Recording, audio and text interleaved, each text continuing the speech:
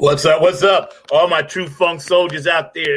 Welcome to this beautifully blessed Sunday morning right here on Funk Music with Zack on IBM.TV. Main shout out to the main man behind the glass, my brother from another mothership, Mr. Mark Lee, back there doing his production thing as well, doing the director for this show. This is our last one of 2020. I will be coming back with this particular show on IBM next season, so I'm proud and happy to say that. So thank you, IBM, for picking it up again. That's beautiful. So today, it's the last one, yo. It's 2020, man. So mad shouts out to everybody. As we always do, we're going to get with our roll call in a minute. But first of all, I just want to say peace, love, harmony. Namaste. I'm going to try to make those my main mantras for 2021. And if you guys please join the chat, follow me on, nappyheadfunkarmy.com. You can hit my Facebook, Zack Robertson, RBRSON. Facebook, hit me on Instagram, ZW9, and at Zack Robertson, I believe #3 on Twitter. Something I'm getting more into this year, as advice from, one of my co-managers, Mark Lee. So, we're going to make that work as well. Shout out to everybody, that's going to be joining this SSA TV thing. So, we got Q and Otis and Benevolent Funk and a lot of good advertisements and advertisers, helping us out and working with us on that. And P-Funk Radio and Philly Phil, Get on the Funk Bus, Tanny Soul Sister and Gangsterville Radio in Germany. They play our music as well. We're going to get into a lot today. But before I do, I just want to say thank you for joining. Those of you out there that want to watch this again, I'll always rerun the link so y'all can check that out. And before we get started, let's hit our roll call as we always do. Know that this music is mine. I do own the rights to it. It's the Nappyhead Funk Army music. And I definitely don't want to piss anybody off at Facebook or Instagram or YouTube. So know you guys out there that are following me until we get that situation figured out. And I'm for artists making their money. Trust me, I'm going to use my own stuff until, I get you guys the proper permission because I want to do things the right way. So sit back, relax, enjoy today's show. And here we go. Fly on the wall, y'all. The Nappyhead Funk Army wrote this. We kind of came up with this song on stage, and then we just played it live and recorded it. All right? So sit back. It's on the one.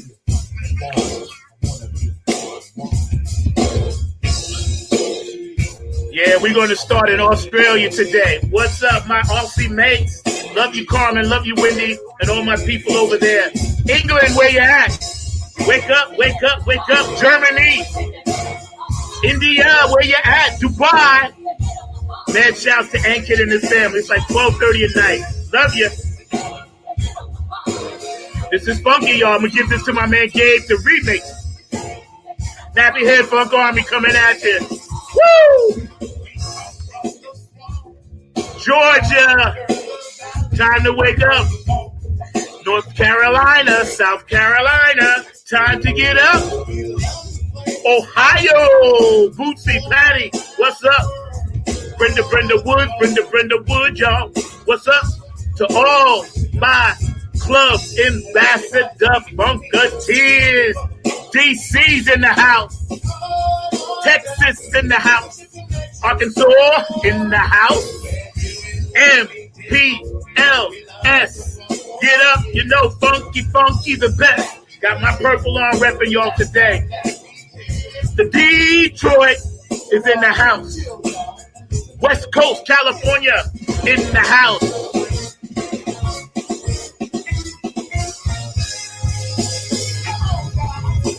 Yeah, Washington, Lisa Graham, what's up? Yeah, I'm going to get you back on 2021.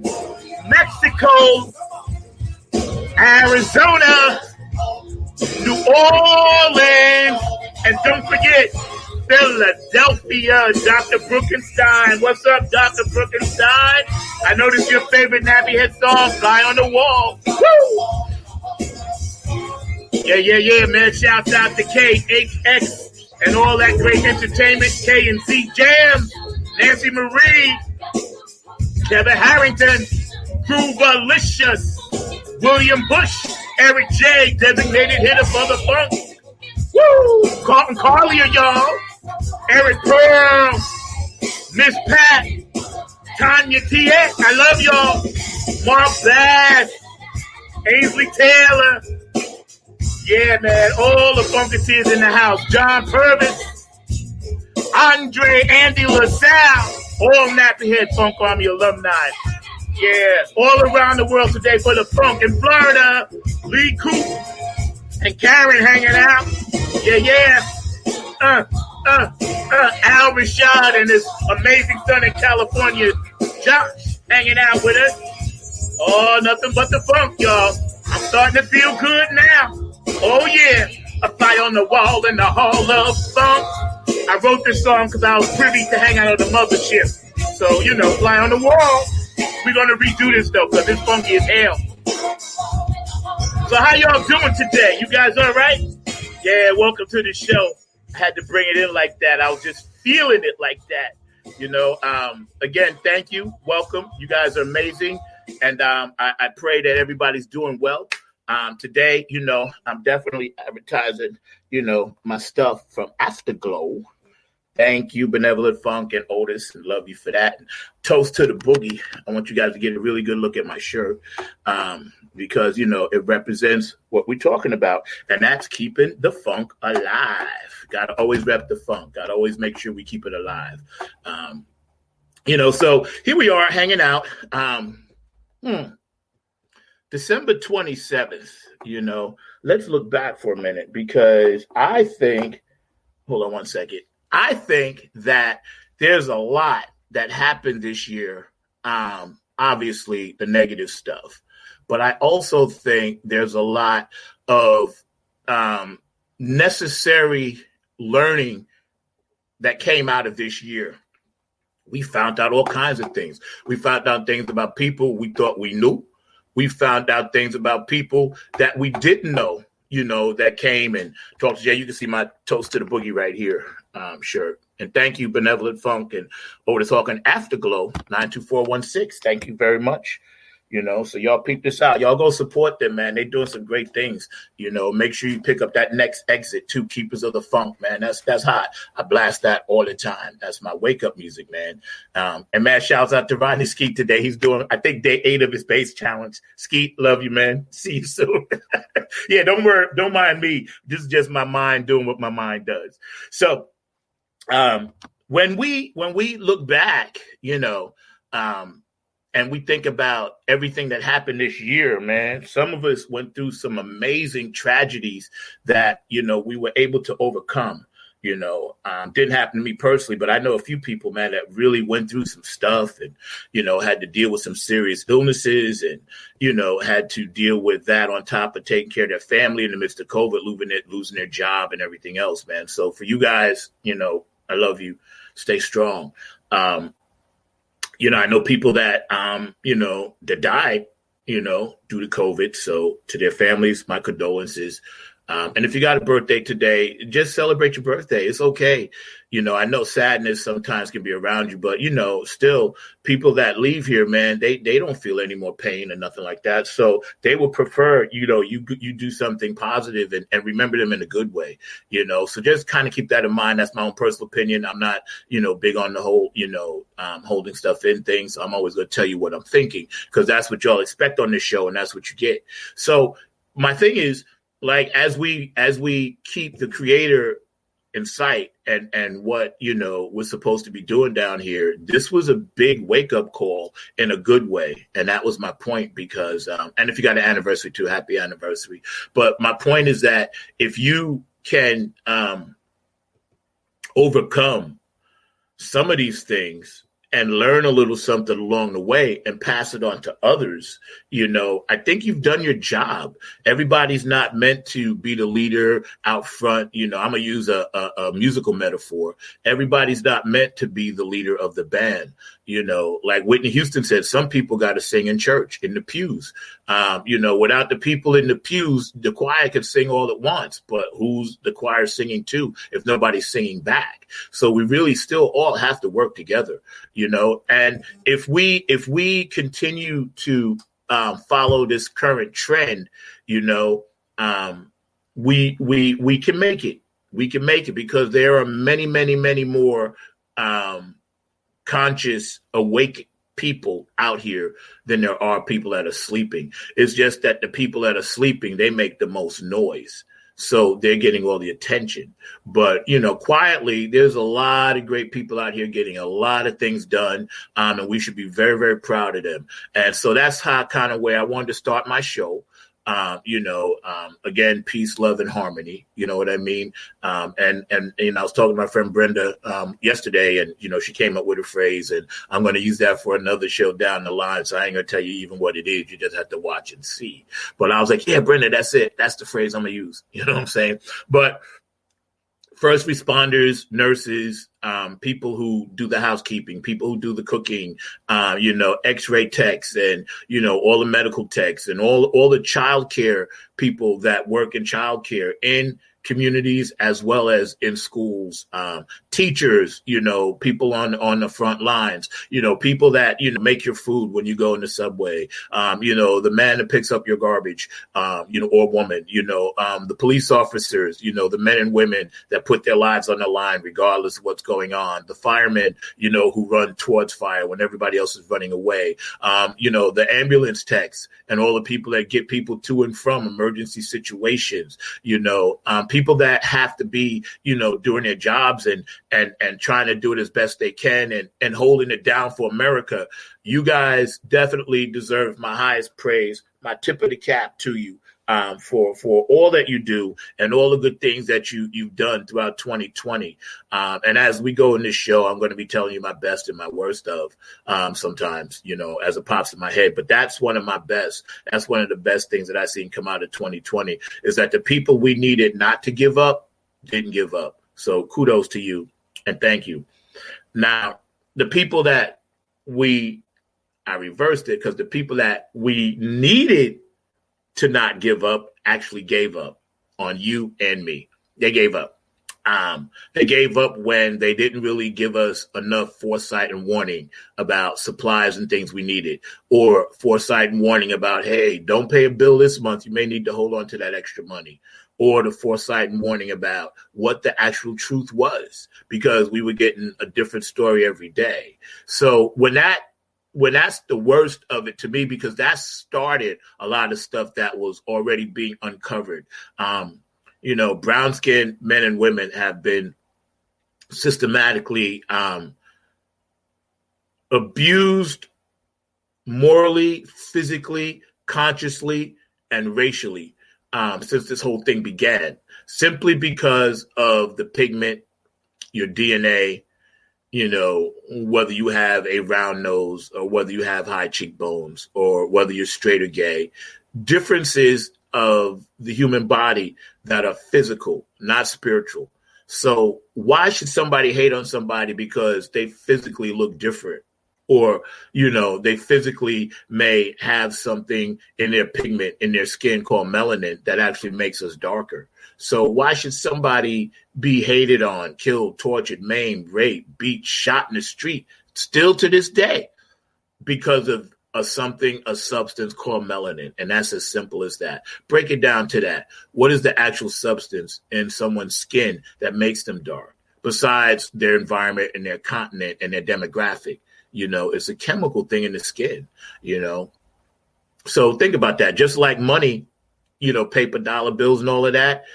That's the thing that in this country and other countries, we let rule us.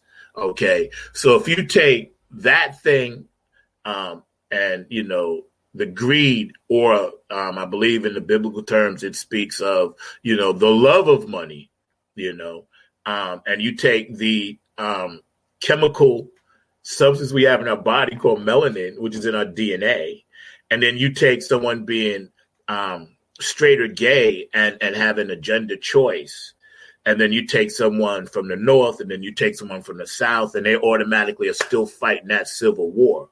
Because make no mistake about it, it's racist people everywhere, not just in the South. I lived in New York my whole life. Believe me, I know.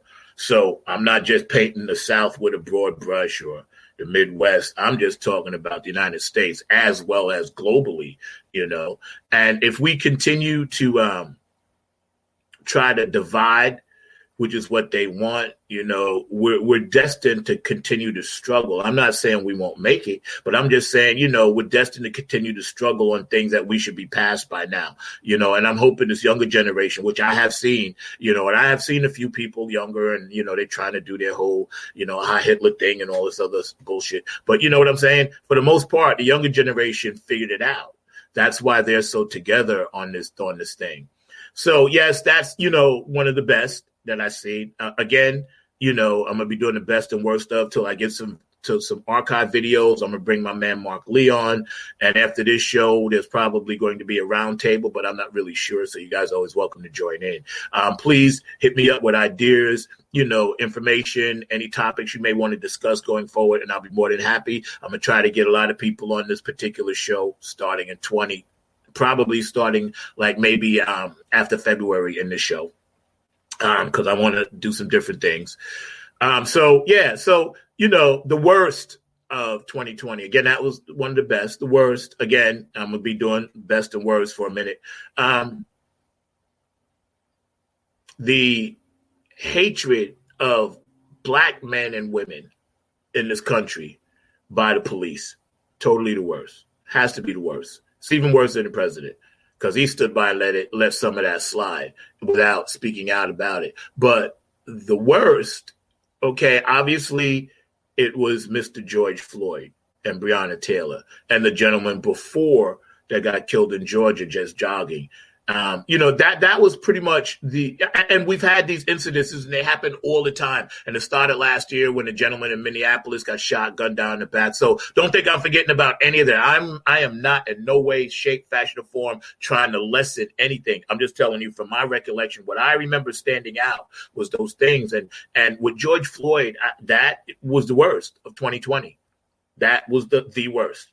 COVID aside, that incident on national TV was an incident that was like 1963 civil rights movement in Alabama with the dogs and the water hoses. That George Floyd 8-minute and 46 seconds, which I wrote a song about. That'll be on the new Nappy Head CD, by the way.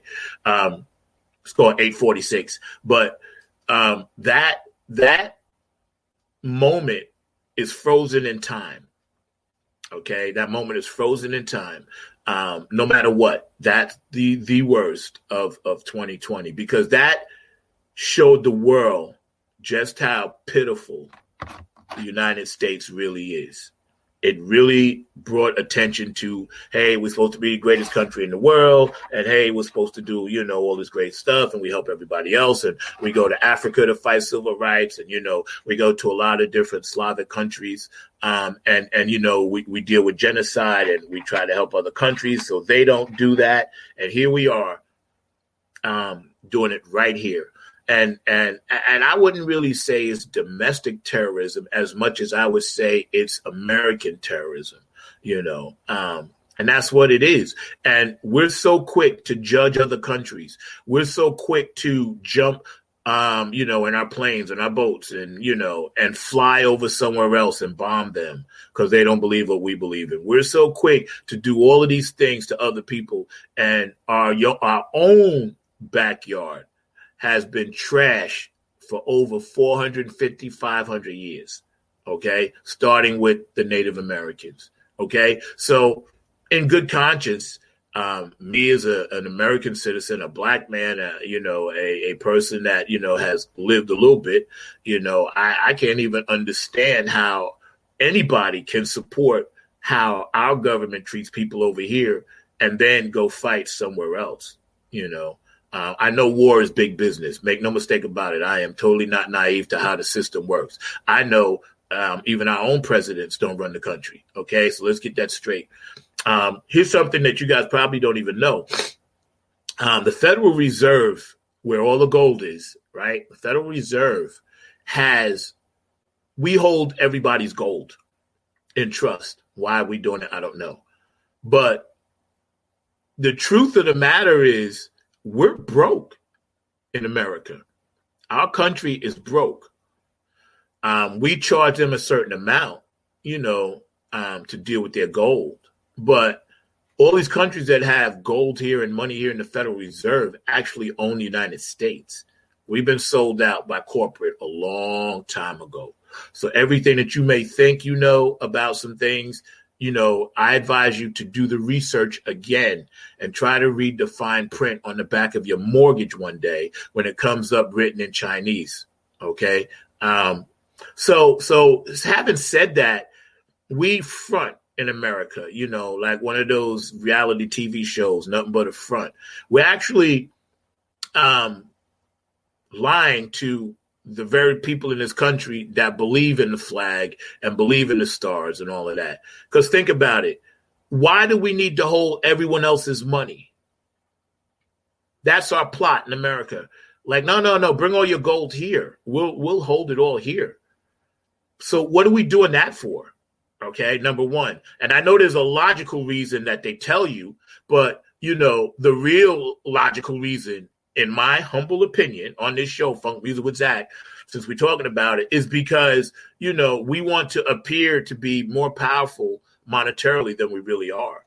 Okay, so having said that, just keep that in mind and do some research and really understand how the Federal Reserve works and how that money that is used is actually on borrowed time. Because one day, suppose everybody came here and took all their money back, all their gold back. And then they wanted to cash in on all the stuff that we borrowed on that money, where would we be as a country?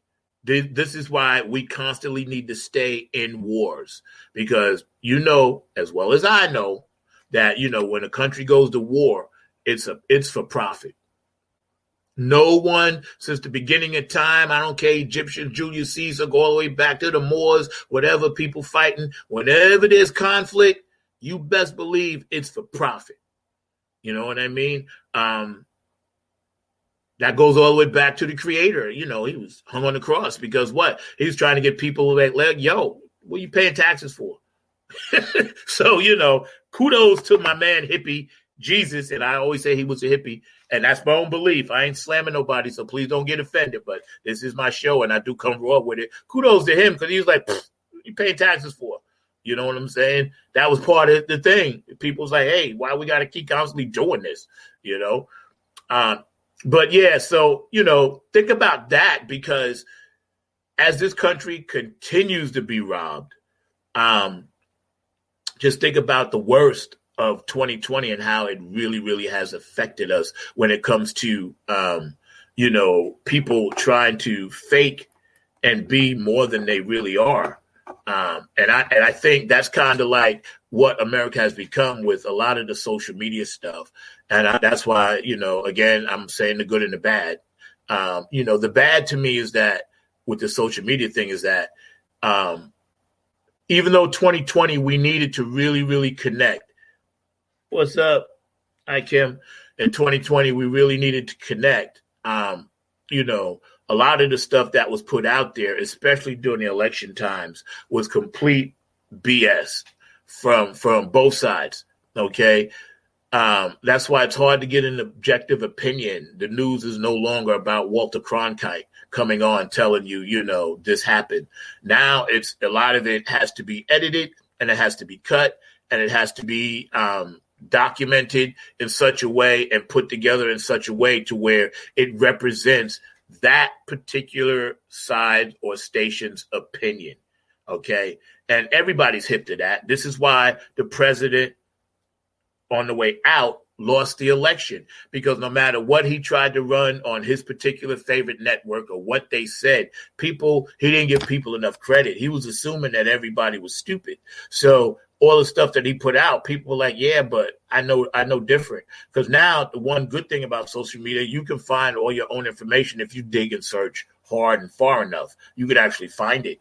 And so a lot of times it just takes some research. You got to skim stuff off the top to get down to the bottom, where the roots are, because down where the roots are, that's the truth. That's in the soil. That's in the earth, So I think, going forward, if there's one thing that I personally learned is just not to absorb so much. And I didn't anyway, and I don't anyway, because I'm always busy, but not to absorb so much of what you're looking at until you really, really, really Do some research, check it out, write it down, but then go do research on it. And then go back and look at that statement that someone said. And then you could actually find out, well, yeah, this is true and this part is not. And that's what, good stations do. The news is sensational. It sells money and all. It sells papers and all this other stuff and internet spots and everything else and streaming rights. And we know all of that. It's a lot about, business. I'm not mad at the business part of it. I'm just saying social media in 2020 was completely off the hook this year because I lost friends that I knew for 30 years simply because we disagreed about stuff. You know what I mean? So again, it's good because, yes, we got information out, but it was bad because a lot of people had splits in families. A lot of family members don't speak to each other now, and back before social media, we still all had these opinions. We just didn't fight about them publicly, and I think that's the downside. That was the bad of 2020 as far as social media is concerned. Now, the good side is with COVID, and I'll get to COVID in a minute. The good side is that we all kind of figured out ways to communicate with the people we love and stay more connected because it gave us time to slow down. We had to stop. We had to sit. We had to think about what it is that we were doing. We had to actually be conscious of, what it is that we want to get out, our messages and things like that. I'm looking down at what Kim is saying. Yeah, that's cool. Yeah. Thank you, Kim. I was thinking about this last night, and I was like, well, if it wasn't for social media and IBM and, all the people that help out, I wouldn't be able to do this. So that's a good thing because, I could kind of help give some positive information out to people as well as everybody, at IBM. That's what the station's about, trying to just help people develop people's ideas and, help them cultivate and, help the ideas grow and spread. That's what love is about. So IBM, kudos to you for that. And that's one of the good. Now, again, let's get to the bad. 2020, the good and the bad. COVID, obviously bad. People dying, obviously bad. The good, maybe they developed a vaccine that will work or help keep us alive.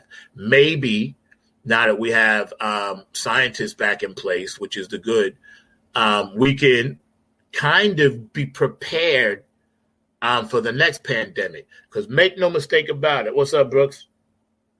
Thank you, Dr. Brookenstein. Yes, IBM is on point.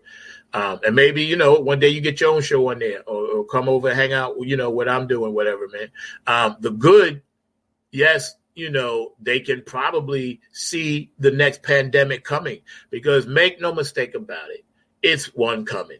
That's just where we are now. We're going to be in the next 100, my prediction, I'll be dead and going off to my planet. 100, 150, 200 years, the planet is going to reassess the people it has on it. It's going to realign people. It's going to take some people off just by luck of the draw. Ain't going to be nobody's fault. Ain't going to be nothing you did wrong. That's just where we are now. We're in this transformation. We're in a change. 2020 hindsight and 2020 vision, that should be all it takes in those phrases to let people know that, hey, Mother Earth is watching us, what we do. And it's going to be up to us to survive. Everybody ain't going to make it. And I'm sorry to tell you that. It breaks my heart to say it. Everybody, including myself, everybody ain't going to make it because right now we got such a radical, crazy, idealistic concept in some groups out there that just want to see destruction. Okay. I haven't been really following the thing in Tennessee other than to talk about it, my friend yesterday on the phone and just a little bit I've heard, but come on, Christmas time and you want to do that. Hey, I can't help you. If that's where your mindset is on Christmas Day, nobody can help you. That's what you're going to do. That's what you did. So, even if you did it alone, or if you're part of a group, or if it's a conspiracy, or if you're from this country or you're not from this country, just the fact that that's where your mindset is. You woke up one day and said, you know what, Christmas morning, I'm going to drive an RV downtown Tennessee and blow some shit up. Come on, how do you wake up and even think about shit like that? Unless you're all about destruction and you're in that dark side. And if you're in that dark side, I can't help you. There's nothing I can say or do that will ever convince you not to do stuff like that, because that's where your mind is. Now, if you actually legitimately are crazy in another kind of way, and this is no slant against anybody with a mental illness, I still can't help you, because there's nothing a person can do to stop a person from succeeding in something, especially when they don't know it's coming. And that's where we are. The police, the investigators, the FBI, the Homeland Security, they have millions of leads that they have to follow up on all the time. So kudos to them, because it's a miracle we stay as safe as we do, and that's a tribute to those hardworking people that really believe in something and they take their job and dedication seriously. So that's the good thing. Also, our troops, our men and women, fighting men and women, they've been jerked around long enough. Yes, some of some men and women do like to be in that warlike environment. Some people do not, but they go in to serve. A lot of people that serve our military, I'm not talking about, the people that have mental issues, or the people that belong to certain groups, gangs or whatever, Crips, Bloods, Aryan Nation. They go to the military too. Majority, white supremacists and things that are in the military. I'm not talking about you guys, because you guys are still who you are. Again, I can't help you. Nothing I can do for you. If that's how you feel about black people, what am I to say to you? You're not going to listen to me. So I'm not even going to waste my time. I'm just going to try to take care of the people that's in the light and try to just guide people the way I do it with my music. I can't help you if you feel in that kind of way, even if you're in the military fighting for me. But if you're white supremacist, you're balancing yourself out. Yes, on one hand, you're fighting for the country, but on the other hand, you're going to come back and try to hurt me or my daughters or my friends because I'm black. So what the hell good is that? You might as well stay here so I can keep an eye on you. You know what I mean? Again, I can't help you. Nothing I can do for you. So sorry. I got nothing but love for you, but you're lost. You're gone. That's where your mind is. That's just it. I'm not going to waste time in 2021. And I don't think anybody else should either, because we got too many positive goals and missions to accomplish. Again, the bad, but the good, the military, the men and women fighting, the men and women that stand watch on the wall around this country and risk their lives and sacrifice their families just to keep us safe so I can do a show like this. Kudos. You are the good. Thank you. 2020, you've been out there, you've been jerked around, you're here, you're there. You don't have no idea what your commander-in-chief is doing because he don't really know. So, you got stooges in there claiming to be military people that really aren't. They have no idea. So, again, kudos to you for putting up with that. And he's your boss, so you have to put up with him. But kudos to you for doing that. Again, the good, Again, let's look at, the bad. How do we sustain small businesses, independent contractors, etc., when the president is playing golf and Congress can't get their act together to pass a few simple bills? But yet, 4 months ago, we just sent and did a major mission to space. Okay? Now, yes, that's important.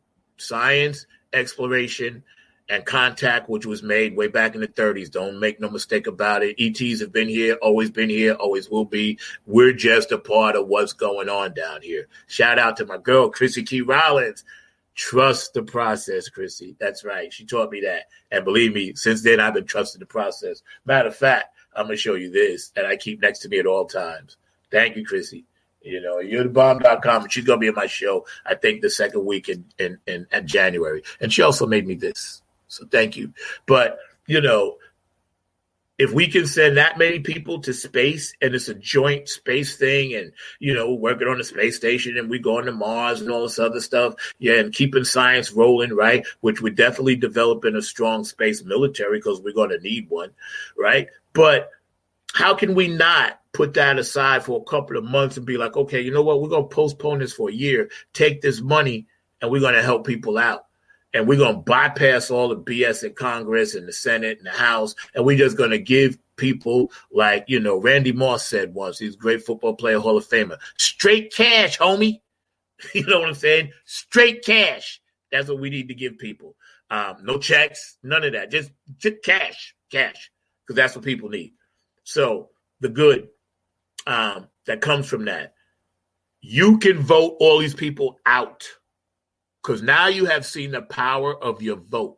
And I am talking to people that did not vote, that voted for the first time, or young people that are voting for the first time, or that will have a chance to vote in 2 years, especially those people in Atlanta that are voting in January. If you are not happy with your public officials, your government officials on local, state, and federal levels, use the power of the polls. Go get up and vote them out. You know how this guy had a phrase, lock her up, and all this other BS, and everybody got a phrase, build back better? That's our phrase, and I'm liking that. I like that. Kamala, kudos. First black woman in there. Loving you for that. Joe Biden, Commander-in-Chief, I'm so happy you in there, because I think you're the right man for the job. You're stable. You understand the system. And I think you'll be able to fight through some of the politics, even though they basically, this guy walked into a White House, and now, when you're coming in, Joe, he left it and turned it into a crack house. You know what I'm saying? So, yes. So the best thing about it, yeah, you're right, Kim. It was a first recorded tragedy in history. That's right. The best thing about it is that now that we have people in place that can kind of help us along the way, we have to still do our part.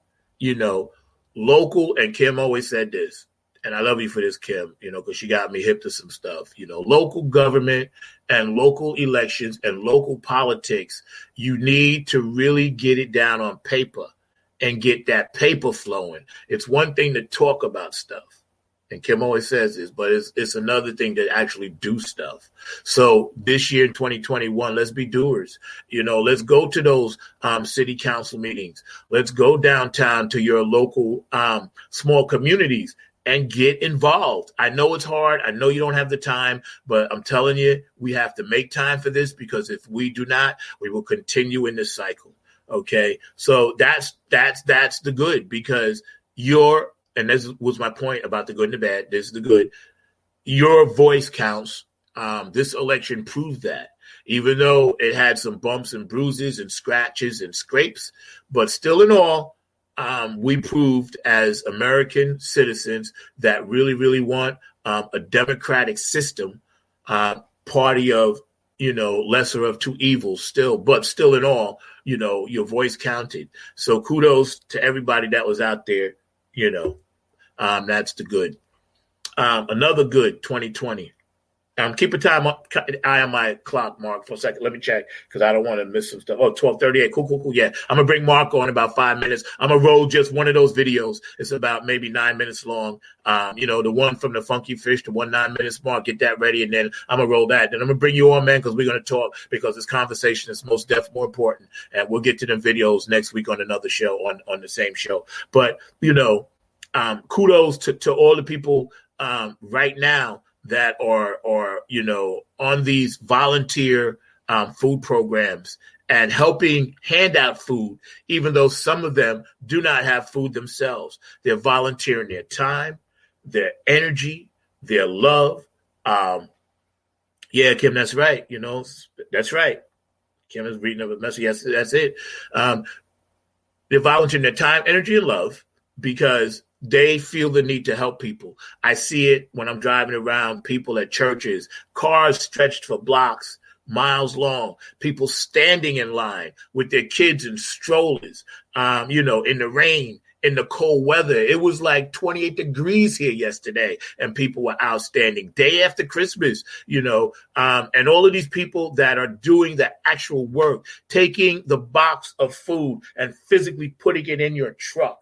You know how hard it is when you come out of the supermarket and you just got a few bags and you put in your car, you sit down, you're like, damn, I'm tired. Imagine doing that all day long, from sun up to sundown, day in, day out to help somebody. That's the good. Kudos to you guys. Totally the good, you know. And that just proves one thing. As human beings, we were born, our nature, to be good. Earth, Wind, and Fire said it best. Maurice White. A child is born with a heart of gold. Way of the world makes it all so cold. A child is born with a heart of gold. So we turn our people into these things systematically. Things happen in their lives and what have you. But for the most part, we ain't born like this. We ain't born to hate. You're not. You're taught that. So keep that in mind. Yo, Mark, man, run that video. Right now we got a video from the Napier Funk Army Archives. Thank you for hanging out on Funk Music with Zack. Don't forget my main man back there behind the glass, Mr. Mark Lee. Shout out to IBMTV.tv and the Dollar Store IBM now is part of and owns that. And Kim, Nick, and Ankit, and Wynn, and everybody else that has shows on here. Shout out to my girl Alexandra May over in South Africa. Love you. Missed you, man. Hit me up.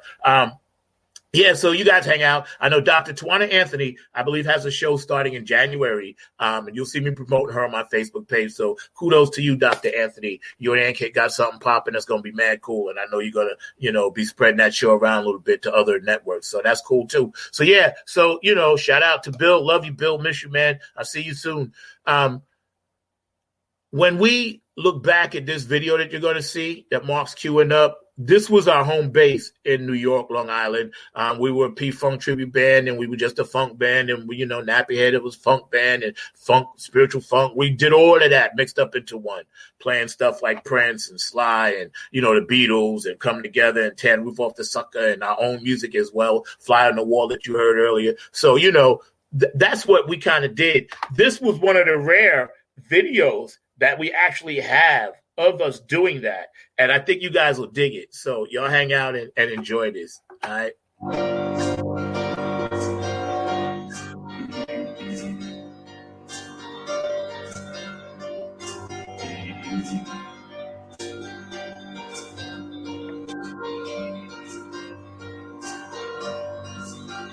Thank you, Mark.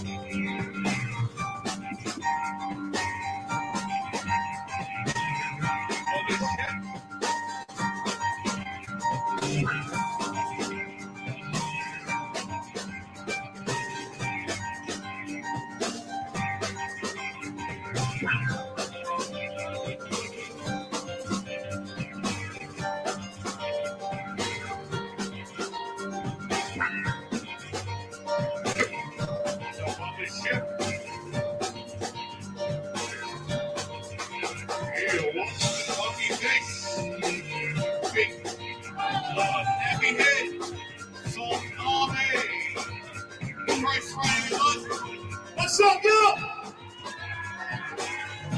Let me see you move up a little bit. I need to see you.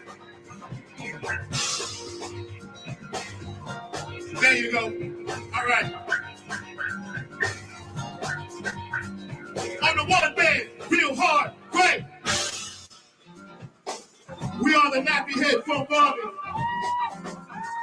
Welcome to the last leg of our CD release. 4 years, y'all. 4 years. And you've been with us every step of the way. On the one real hard right here. On keyboards. Trans on keyboards, y'all. Let me tell you, on bass, I need a little more monitor. A little bit more monitor sound, man. Bass, Mr. Carlton Collier, y'all. There you go. All right. Good. Pull it back a bit. On the one. Kevin Harrington out of Queens on drums.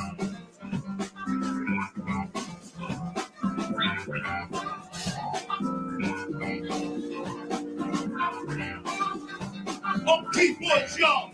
Let me tell you what we got. Turn on keyboard.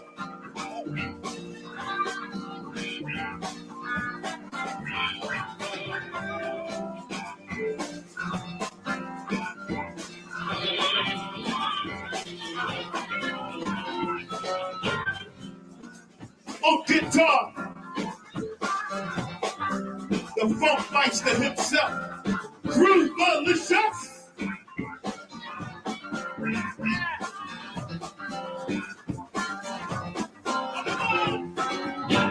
On guitar, y'all, let me tell you what we got. Andre LaSalle.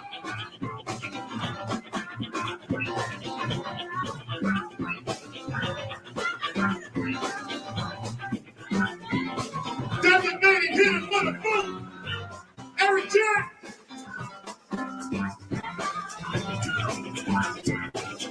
On the one real hard. Relax.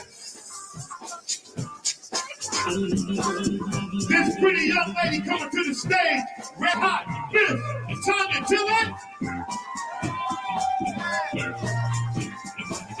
As you want, Tommy. Don't hurt nobody, baby. On me, I'm number 9, y'all. I go by the number 9. On the one, we stand. Divided we fall.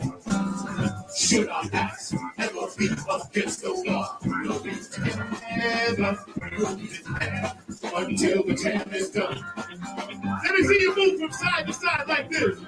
United we stand. Come on. Divided we fall. Here we go, the whole place. Should our backs ever be against the wall? We'll be together, until the jam is done. We're going to say it one more time. United we stand, divided we fall. Should our back sing it along against the wall? We'll be together, until the jam is done. Check it out. No, we didn't fall. We all just stand together. Even do it all. It's like it's snowy weather. Check it out. God angels all around us. Take us in his hand. The place of book is one day. They call the promised land. Don't you know, don't you know? What's that book that you do? The fun of the night. Say, what's that funk that you do? The fun of the night. This groove dedicated to the free land of the USA, y'all. Right? The United States of America. But the stage, we bring the juice. You can go wrong. Don't you know that we are the future? You know we bring the pocket of the past. Now the ball is behind us and free at last. Free at last, free at last. Thank God about it, free at last. What's that funky that you do? Don't you know you sang a song? What's that funky that you do? On the one, united we stand, divided we fall.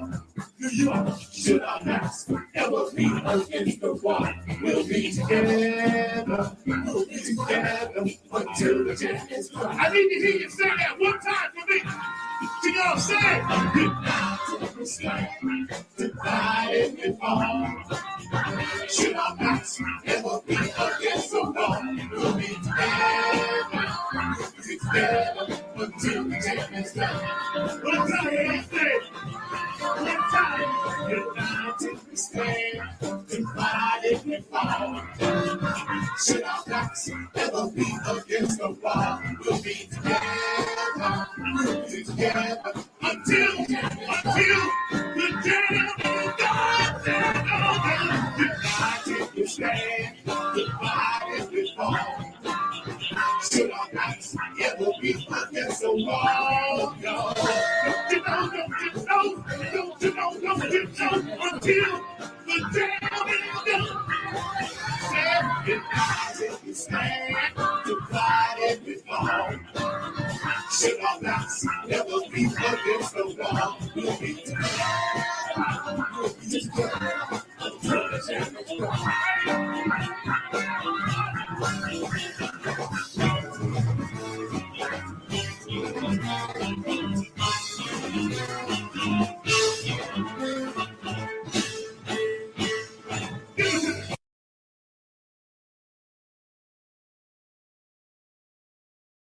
Back in, baby. Yeah, that was something from the archives of the Nappyhead Funk Army. That was at a place called the Funky Fish in my hometown, Bayshore, Long Island. Mad shout out, kudos to Bayshore. Thank you for that, Mark. Appreciate you, bro. So from time to time on this show, I'll be dropping some stuff in until we can figure out the legalities of how I can do others and play other people's music. I'll be jumping my stuff in, and my stuff is pretty cool. We was doing our thing, and we still got stuff out. So I try to keep it humble keep. There you go, Brooks. Brooks knows. But anyway. So we're working on the legalities of a lot of things with this streaming thing. But Mark, man, jump on in, man, and let's talk about the good, the bad, And don't forget, this is very important before Mark jumps in. Please support what's happening out there in the world when it comes to the good. And our theme song, TC Fly, was written by Mr. Kyle Willis, and I do have his permission to use it for my theme. He gave it to me. His name is Kyle Willis. It is actually on John Willis, the Groovalicious Project. So, go to John Willis's page. He's on Facebook. Go to the Groovalicious Project. Buy, his CD or download it, as well as Kane and Jams put out the KHX Experiment. So I need you to buy that. David Brooks says, hello, Mark, and go out and make sure you get my boys and my funk fam and my girls. Go get this CD. All right, next exit. I need you guys to go do that. Keepers of the Funk. And it was kind of dedicated to, Rock and Roll Hall of Famer, Parliament Funkadelic, legendary bass player Boogie Munson and his family. So go support that as well. When the new Nappy stuff comes out, I'll make sure you guys know where to get that. So, Mr. Markley, how you doing today, brother? Good to see you, man. It's good seeing you as well. I was listening to what you were saying about the good, the bad, the indifferent, and all of that. Remind me of the old. You like that, right? That was cool, right? You like that? That was good. Remind me of the old. What was it? Clint Eastwood, the good, the bad, the ugly, and everything. The bad and ugly. Yes. It reminded me of that and everything. So definitely, I can relate to that. Could definitely relate to what you were saying. One of the good things that I've been seeing is that even though we know that musicians and entertainers are struggling, I actually just put down on Facebook yesterday, or maybe it was earlier today, that actually the entertainers is one of the hardest hit industries that has been hit by this entire COVID and the unemployment. They were talking about the National Endowment of the Arts put out an article talking about how deeply it has impacted the entertainment world, and looking forward to seeing some great things happening in 2021. But I have been seeing people that have been doing things virtually, doing things in order to keep their word out there, whether that's a virtual concert, whether that's a virtual poetry reading, whether that's a number of other virtual ways that folks are getting out there. So it's good seeing that. And that's one of the positives that we've seen and everything. So we've definitely seen people that have been using this time to stay engaged in some kind of way and keep their art out there, even though, like I said, that article that I saw and I posted it on my Facebook page was very devastating, because it said that we are actually being impacted even more so than the folks in the restaurant industry and things along that line. So folks in the entertainment industry are struggling really hard. I mean, we're working gig jobs. I know that you're working for Uber. I've done some gig jobs as well. So I've got friends that are working for the food delivery services and things of that nature. So we know that that's one of the things that's going on. I also wanted to give a shout out to some of the folks that we lost, because you were talking about some of the things that happened this year that we didn't mention, that you didn't mention earlier, but we lost some true legends earlier today. And I think that we need to give some of those legends a shout out and everything as we're thinking about what was going on in 2020. This was the year that we lost the legendary civil rights figure, John Lucas. John Lucas definitely passed away this year. We also lost Ruth Bader Ginsburg, who was a pioneer and everything. But it wasn't just pioneers on the national front. And I'm also thinking about Chadman Boswick, who was lost at a very early age to prostate cancer and things along that nature. But we've also lost some pioneers right here in the Triangle area and things of that nature. I've told you before that I was a big-time fan of Skippy Scarborough, who was a historian that lived through the era of the Hayti era, and he passed away not that long ago and everything. So he was a true legend here, and we lost all of those great memories that he shared with us. But unfortunately, a lot of these memories were written down and they were put in some kind of archive. So we do have like some memories of what he taught us and things along those lines. But he was definitely a pioneer that we lost here in this area. We also lost Ray Earhart, who was a person that was involved a lot with housing and a lot of things that were going on in the community. And another one that I just recently learned about, I think it was over the last couple of days, was Joe Mitchell. And Joe Mitchell was a true pioneer in the jazz community here in this area. So he was known as one of the founders of, I believe it was like one of our musical organizations, as well as very much involved in the Hayti jazz band that practices there on a regular basis. So that's just a few of the legends that came to my mind. Yes, I know that guy. I know him. Now that you bring that, because I've seen him perform once at a block party. Yes, the jazz guy. Yeah, you're right, man. And thank you for bringing all those up. And I appreciate, because I knew you would come on with some insightful information. So thanks for that, man. So tell me, you're good. Go all the way back to last year, starting January, and just look at the good. What did you see good? Well, you mentioned one of it. I did see people that were actually trying to use this time to actually get out and help their common man. So, a lot of times in disaster, that's when you'll see folks actually doing some good and trying to help their common man that is also struggling as well. So I did see that. Another good that we talked about when the COVID epidemic or pandemic first happened and everything, which is still going on, is we saw a lot of good in the way that it's impacted Mother Nature. So while we humans were in the house, definitely staying in the house and everything like that nature, that I'm very much into watching Mother Nature and the animals and things of that nature. And they were definitely paying attention to what was going on with us. And they were using this time as a time to actually get out there and enjoy themselves as well. So like I said, I think that this is a time that we saw some cleaning up. And I know you talked about that in the sense of what's going on with space and the aliens and everything of that nature. But I would also argue that Mother Earth has also been using this as a time to clean up and reflect on its life as well. So definitely, I think that we're seeing more of that, and I'm definitely glad to see that. I know walking down yesterday, I saw a flock of birds that were having a field day, even in the cold weather. I think they were sparrows or something like that, but they were definitely enjoying themselves and definitely glad that us humans were not as out as much as we used to be and things along those lines. So y'all that don't know, Mark is like Dr. Seuss, because we live in the same apartment complex, right? So when I come out, Mark be telling me, the birds told me this, the cat told me this, and the animals flock to you. So bro, I hear you, because you got that gift. You got that thing with the animals where you correspond with what they're saying. I noticed that, man. So let me ask you something. Once we realized where we were with this disease, this infection, this COVID thing, right? Mm-hmm. What was the bad that you saw, man? Tell me the bad, the down, stuff that wasn't so cool. Well, one of the things that was not cool, and we've talked about this before on this show as well as other shows here on IBM TV, is I do not get it. I will never get it. I can maybe understand every once in a while. It's very hard to remember everything that you need to do on a regular basis. But, if you go out of the house and you forget your mask, do what I've done a couple of times. Turn back around and go get it. Because I don't get it why you have to have this kind of stubborn attitude that you don't want to wear a mask and things of that nature. Like I said, there are a couple of exceptions where people have ailments or things that they cannot wear the mask. But that is very much the exception. It is not the norm. And I think that the majority of us can go around wearing the mask. I have no problem. I understand that Biden, when he comes in, is going to talk about 100 days straight of wearing the mask. I have no problem with that whatsoever. I think that we need to do more of that. We need to do more of the hand sanitation and things of that nature. Because I don't know about you, but I know that next Christmas I would like to see more of my friends and family spending time with their folks doing a more traditional Christmas, because this was definitely not the traditional Christmas. A lot of folks were doing smaller gatherings, if they were doing any gatherings at all.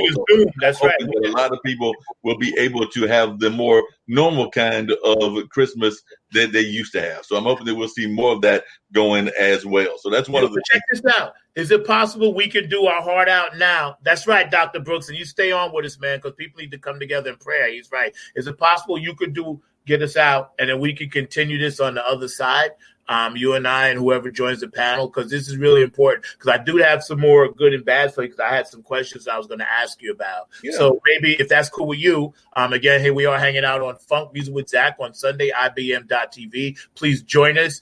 We're going to be here every Sunday talking about some stuff and working on some problems and trying to help, bring peace, love, and joy to the world, to the IBM.TV family as well. So yeah, Mark, man, maybe we can do that if that's cool, That's totally cool. So I think what I'm going to do is I'm going to bring up the thing that we usually do sometimes, which is I'm going to bring up the symbol of Ankit. And Ankit said he may join us later on. I don't know whether he will or not, but I'm going to bring up his daughter and that prayer that she gives all the time at a lot of Indian shows. So I'm going to bring that up. And then as we bring that up, then hopefully Ankit or maybe Kim or some other people will join us, but we can definitely continue this conversation. But let's see what Ankit's daughter has to say about things we should be doing on a regular basis anyway. And I'll just do my little bit after that of the heart out that I always do as well after you do TC Fly. Cool. All right, bro. Cool. So we're going to do TC Fly. Actually, that's what I'm doing. I'm going to do Ankit's daughter, TC Fly, and then you do your heart out. Yeah, you go. Who joins us? Cool. That's why you're the man. Doctor corona virus से कैसे बचेंगे?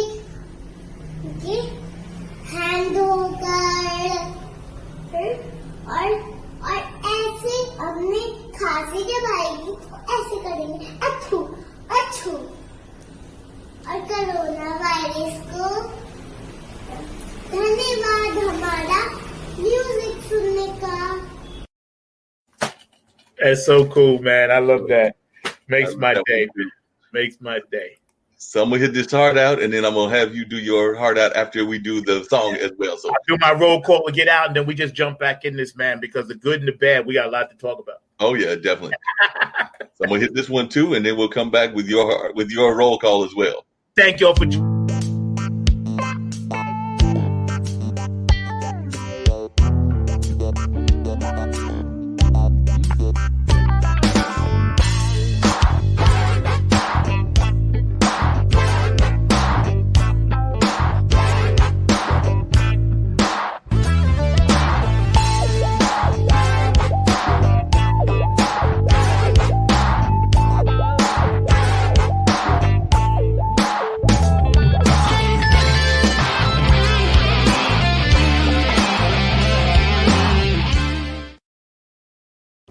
Yeah, man. TC Fly, written by Mr. Kyle Willis. I do have his permission. Right now, before we jump back into this roundtable, I want to give my shout outs to all the first responders, all the people that have lost someone in their lives. If you got a birthday, anniversary, if you're feeling down, sad, or depressed, please hit me up. There's always somebody to talk to on the other end. And please keep your wits about you. Don't fall for any BS out there. And whatever you do, the most important thing is you got to love yourself. And you got to be able to respect yourself and what you're doing. Be able to set your boundaries, but at the same time, don't be afraid to reach across and pull somebody else up, because that's what this world is about. One love, like Boosie Collins and Peppermint Patty say, it's the power of the one. We're going to hit our roll call with another Nappyhead Funk Army song, and it's called Dirty Bam, and it's about the funk. Roll call, where y'all at? Nothing but the funk. 2, 3, 4.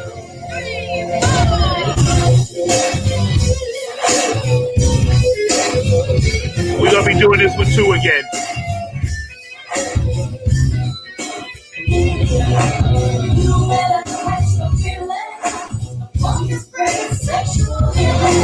Don't try to fight it, let it go. You better catch the feeling on the brain sexual healing. Don't try to fight it, let it go. Been on with my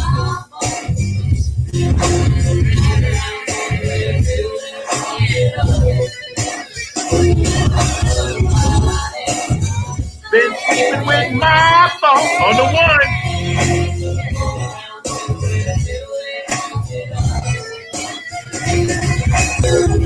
Yeah, Detroit, thank you for hanging out with us. India, Dubai, thank you for joining us today. West Coast, California, Washington State, Utah, Arizona, Baltimore, Maryland, Virginia, North Carolina, South Carolina, Texas, Utah, Detroit, Minneapolis, New York, Staten Island, Strong Island, Jersey, nothing but the P-Funk, Arkansas, Oklahoma, y'all. Come, please, join us every Sunday right here on Funk Music with Zack on IBM.TV. TV, please hang out with us. It's always a good time, y'all. 2020, stay up, stay hot, stay on it. Keep doing what you funky folks do out there. And know, above all, I got your back. I love you. Australia, love you, Carmen. I know you got a birthday coming up, Carmen. Yeah, we're going to celebrate that. Wendy Beaver out there, I hope you're feeling better. I love you, sweetheart. Germany, Patty Soul Sister, I hope you're doing all right. My sister, I miss you. Steady Groove, Julian St. Chris at Gangsterville Radio. Philly Phil, get on the Funk Buzz. He got a couple of shows popping out Tuesday, Saturday, Sunday. You know, Larry Funkster Jones, Club Funketeer President Ambassador. Robin Denson, Circle of the Peace. Gabe Don Gonzalez, yo, loving you. Benevolent Funk, Otis Hawk, Donna Sneed, Next Exit. I love all y'all. We family for life, y'all. How we do funk music with Zack. I'm going to get out of here. I'll see y'all later. Ow. I'm out. He's out with that one, but we're going to continue with the roundtable. Yes, We've got yes, how you doing? Popped in and she was giving a shout out to 2 other states that you had left out in your closing, but she was giving a shout out to Montana and Nebraska. So she was saying that Montana and Nebraska needed to get a shout out as well. So, Kim, your hair looks beautiful. You did something different. I haven't seen you in a while. No, it's called COVID hair. My hair grew out. Okay, well, it looks good, though. You're going all Marilyn Monroe on me. What are you doing over there? To the screen. Ah. I know. I haven't done any, I mean, literally nothing. It's all natural, and everybody freaks out on me. So no, it looks beautiful. It does. I was like, oh, she coming in 2021 hot. Oh, with a new look. Flaming. It's all flaming, you know, a little red, a little blonde. One of the things that Zack was talking about earlier was the good and the bad of the year, and I'm hoping that he could join us as well. But what is your good and the bad of the year as well? Because I know that there's a lot of good things that have been happening here on the network, but also a lot of good things that are happening in general. So I'd love to know from you, Kim, what some of the good and bad are. And by the way, I was going to let y'all know that we're going to keep this musical thing going, because on the radio show with Mark Lee tomorrow, I'm going to have a Jamaican musician by the name of Nubian Red coming in and being on the show tomorrow. So Nubian Red has already agreed and she's going to come in and talk about her reggae sound that she's doing straight from Jamaica. So I'm definitely looking forward to having her on the show on tomorrow afternoon at 2 p.m. So she's already confirmed that she'll be in the house. So hopefully nothing will happen, and that will be the case. But I'm definitely looking forward to her being on the show, as well as a number of other great guests that are already being lined up for the end of this year as we go into 2021, because we know 2020 was just a crazy year, and we definitely need to have a better year in 2021. But what are some of your thoughts about what was positive in your life in 2020 and what you're looking to have happen in 2021, Professor Kim? So first off, it's great seeing you guys. I've missed you. The great side of all of this is meeting all of you wonderful people. Okay. I'm going to get teary eyed here, because I'm going to tell you right now, if COVID hadn't happened, we wouldn't be here. We wouldn't be talking and making plans where we are. Now, granted, all of our plans were probably lost. We've lost some people, some marvelous people, but we wouldn't be here together. And to me, Mark, I agree with you. Nature took on a turn for the better. She's healing naturally. We're having to rest ourselves. I've been told that, I put on a few pounds, but I look better. So, I think sometimes we have to reset, and that's the hardest thing, is to reset, take a look within. And this is something we were talking about, because I've been really focused on 1968 and how terrible that year was. It's recorded as the worst horrific year in our modern history. We're ranked the second, unfortunately. But something amazing happened that year. You guys were talking about the space projects. We went into space for the first time. Apollo 8 was with 3 men, the first time with men. And we kind of gave people new hope, right?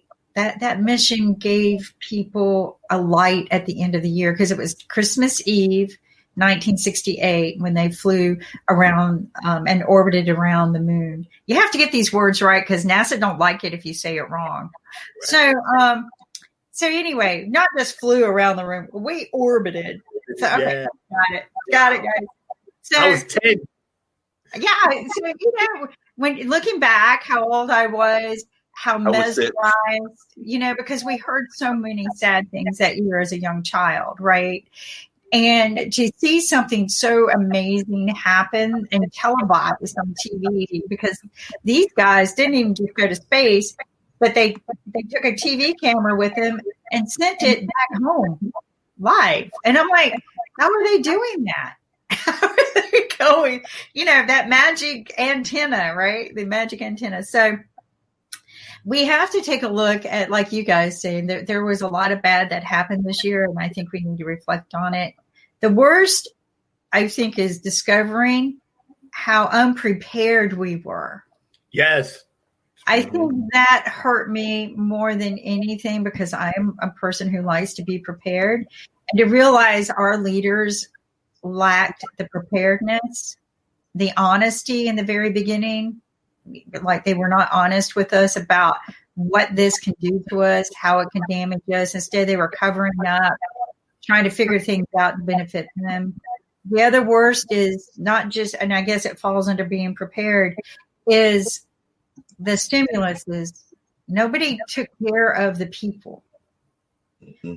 Our leaders were not concerned about the well-being of you, whether you got medical care this year, whether you had food on your table, the roof and shelter over your head for you and your children. Not one of these leaders cared about that, because if they did, that stimulus check wouldn't have been the way it was, and it wouldn't have been spanned out every 8 months.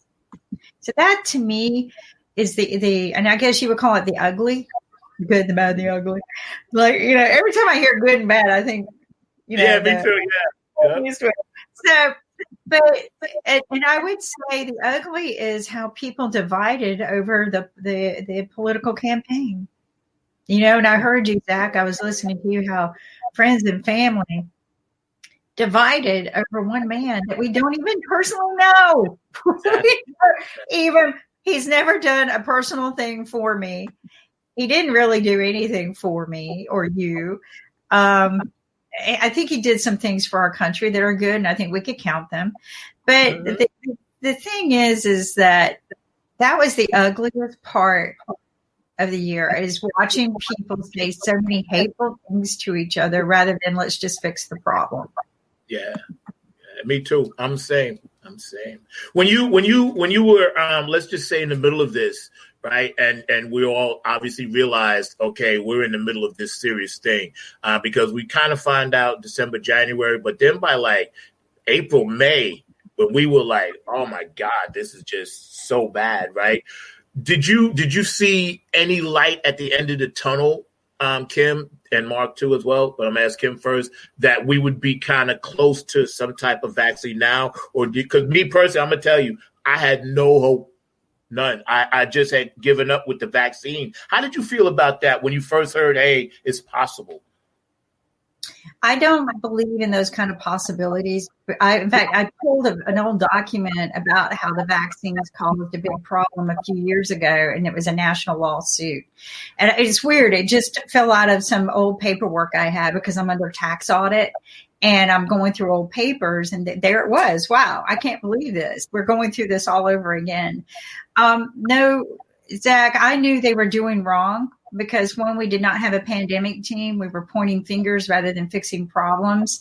And we were looking for a solution rather than just knowing that we could fix it ourselves. But we were looking for a pill, an aspirin. And there's not an aspirin. HIV doesn't have a cure. We learned how to live with it. SARS and MARS, same. Ebola, same. There are some diseases and viruses we're not going to have an answer to. I'm like you. It's not that I didn't have hope. I realized we weren't prepared. I think, and watching the movie 93 Days opened my eyes to the reality. Yeah, great movie. What it takes to overcome an epidemic. So when I kept hearing 2 weeks, I'm like, yes. Yeah, come on. Yeah. It takes 2 weeks to find out you have it. It takes 2 weeks to probably get over the harshness after you get the symptoms. And then it probably takes another week or two. People I've spoke with who did have it, they have constant fatigue months later. So no hope. I don't believe in hope. So I'm sorry, but hope is that final prayer. I believe in being prepared and just doing what you can to get the job done. And I think that our leaders just weren't prepared. You're right. My father used to say chance favors the prepared mind. So he would agree with you on that. He'd be like, yeah, that woman is right. Ain't no she's totally right. And that's totally right. And that's actually one of my great fears, is that I'm afraid that we might have rushed into this too much and everything. Like I said, I'm definitely hoping that this vaccine works. I definitely am wanting it to work and everything. But I am very concerned that, this thing was rolled out in a very fast manner. And I'm very worried about that because, like I said, I know, having friends that worked at a number of pharmaceutical companies. I actually worked in the shipping and receiving room of Glaxo. So I know some people that were involved in that company. Still have some friends that work for that company even to this day, and some that went off to other kind of clinical research companies. And I know for a fact that these kind of things take a while to develop, take a while to get the research done. And I know that we've been in a rush because of the fact that we're facing this pandemic and everything. But I am very much concerned that we might have pushed it too fast and things along that line. So that's one of my great concerns, is that, I'm glad that we are definitely having a pandemic team that Mr. Biden has put out there, and I think that he's doing the right thing in that regards and everything. And we should have done that a long time ago. But at the same time, I think that we need to make sure that we are doing this in a correct manner and in a cautious manner, because I don't need us to have a lot of, we've already had hundreds of thousands of deaths that have already been recorded just here in the United States, and we don't even want to talk about what it is globally and things of that nature. But I don't think that we need to be doing things in a haphazard kind of manner, because that's the worst kind of way of anything. FYI, this was printed out last year, 2019. Okay, this is the National Vaccine Injury Compensation Program. Mm-hmm. So, okay, and what's weird is I don't even remember this from last year, right? But I'm like, what a time for this to fall out on my lap while I'm cleaning out folders to learn. And so this is the number you would call if you're injured by a vaccine. I don't think people even know you can call a number. Yeah, I didn't know. Thank you. I didn't know. So what you're saying is that they were prepared in case something does happen, not just for this, but for all vaccines, basically, right? You can have kind of compensate. Wow, that's deep. So, yeah, it's very deep. And to be honest, I don't remember this last year. I don't remember reading this. But I'm the kind of person I'm going to go, that's interesting. I'm going to stick it in a folder. 2020. You didn't have time to, trust me, 2020. Yep. We all stuff in folders. Oh, yeah. Stuff that we're still trying to figure out what it is, why we have it, and a number of things like that. I know one of the things that me and Zack have talked about, I don't forget what everybody thoughts about this is, oh, wow. So, yeah, there's a case number. So the thing is, people, that I don't think vaccines are safe. Have I done them? Yes. Because I am high risk, but I think that there's too much hazardous material in them that's unnecessary. Anything that has to be cooled down to the temperatures that we're talking about and then injected in my body scares me. But then again, a lot of things they do for me because of my disease is unknown. So, I'm scared too. I wanted to ask you guys, why do you think there like so many? There's 3 different types. Shouldn't we have been all working on the one that actually? Because there's 3. There's one, like you said, Kim, got to stay frozen. Then there's another one where it doesn't have to stay frozen. Right. So what is that all about? I'm not really an expert in this at all. I have no idea what's going on with this stuff. Why is that? Why do you think? I don't know, but you know what I do wish? I wish somebody would have been televising the Petri dish of COVID so that we could all see the experiments of what happens when soap hits it, what happens with salt or water or alcohol, or, so that we can see and visualize what's happening with it. None of us have seen the science, and there's no reason not to. There's no reason not to be sharing this information. Somebody said too much information is bad for humans who overreact. I don't think so. I think we will react properly. I agree. And just watching, because, like they said, when we sanitize our hands, I would like to see what happens when sanitizer hits COVID. Does it explode? Does it explode because we're rubbing our hands? I want to understand these things. Just like when it gets into your body. Mm-hmm.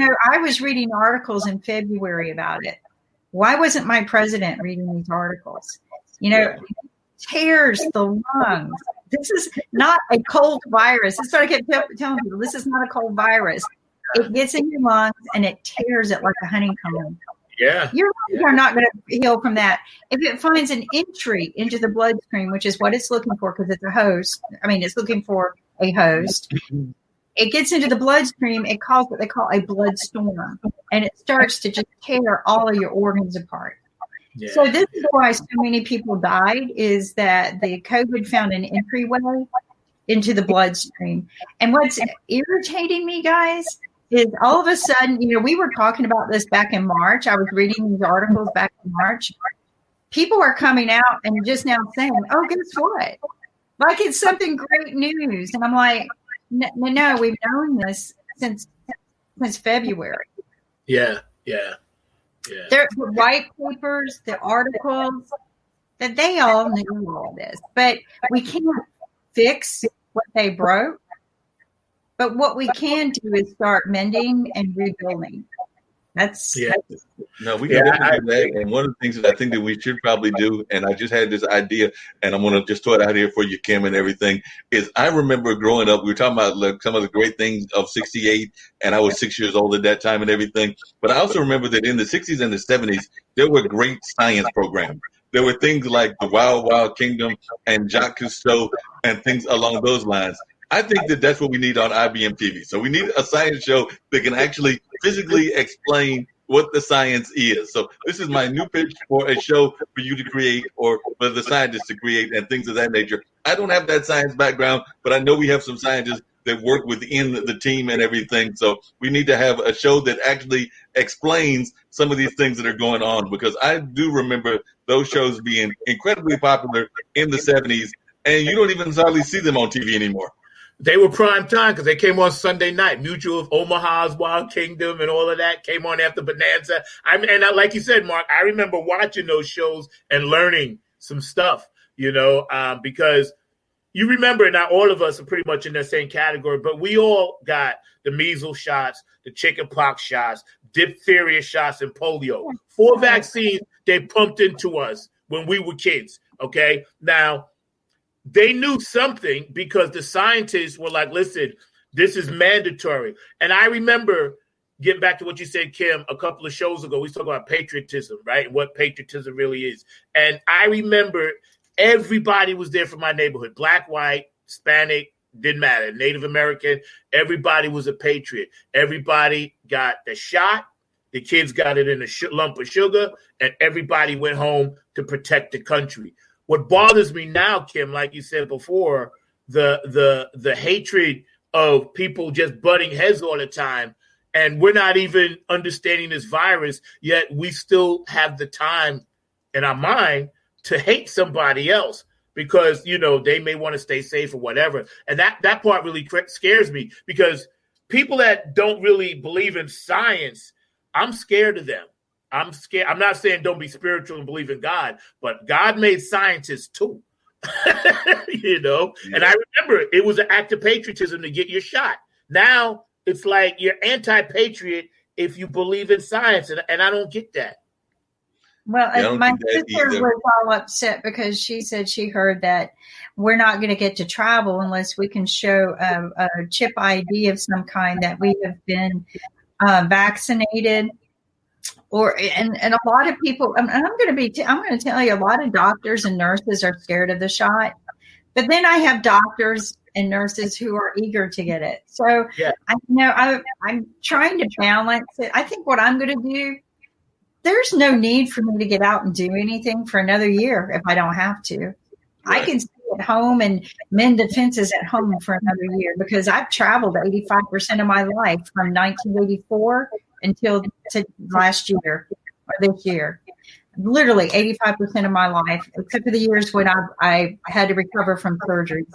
But so I think it's best to just kind of wait for people, even older people like us. Everyone said the older people need the vaccines. I'm afraid, being high risk, there might be something in there. Yeah. So me too. I think people, like you said, they rushed. Why is there 3? Why didn't we work on one? I mean, yes. That's my point. If we had 3 brilliant companies, we should have put them together and said, listen, we want the best. We want the Super Bowl of vaccines. Don't give me the New York Jets vaccine. I'm 1-11. Give me the Super Bowl. Because what's the point? Because if I go somewhere else and say the one they give us here, and like you said, Kim, if we travel, like, yeah, we got the vaccine, but they're like, no, you didn't get the right one. Then I got to get it from there. You know what I'm saying? Then I go somewhere else, no, you didn't get the right one. What are we doing here? You know what I mean? And what astonishes me is all the doctors that have been on our show and doctors that I talked to, they've all said the same thing. We're probably all going to get it and probably get it more than once. The ideal situation is to build your immunity up. Yeah. Just build your immunity. And why haven't we been encouraging people to build their immunity? Why haven't they been sending food rations with, like Dr. Inkeldun said on Med Friday one day, why didn't they send packages of vitamin C and D and B12 and zinc and all of these things that our body needs to build us up to prepare us for it. To me, that's a better than vaccine. And instead of encouraging all of us to get healthy, to give us food rations that will provide us the packaged elements we need, that they went and wrote a 5,000 or 6,000 page act that's not going to do you any good.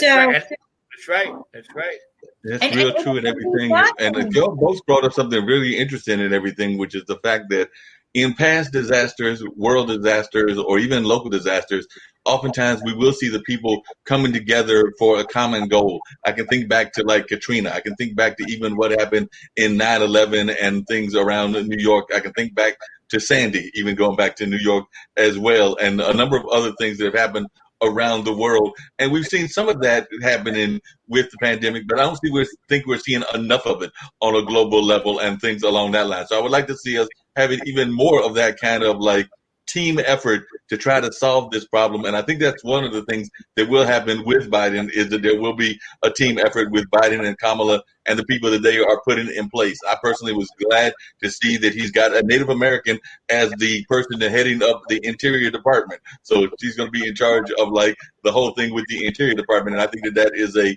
great choice and things along that line. We're also seeing a lot of folks that are getting jobs that are even from kind of like what some people might consider the outside or the extreme forces. I was actually just earlier today reading about a judge who comes out of the Bernie Sanders Democratic Socialism Party and everything, but she's going to be a judge in Las Vegas. So that's a positive thing that is going to be happening there in Las Vegas, where she's going to be bringing a real kind of more liberal attitude toward criminal justice right there to that major city of Las Vegas. So I'm definitely a fan of hers. I'm actually reaching out to her, Kim, to try to see if we can't sneak her on to one of our shows. So I'm going to reach out and see what happens. Don't know whether I'll pull off that.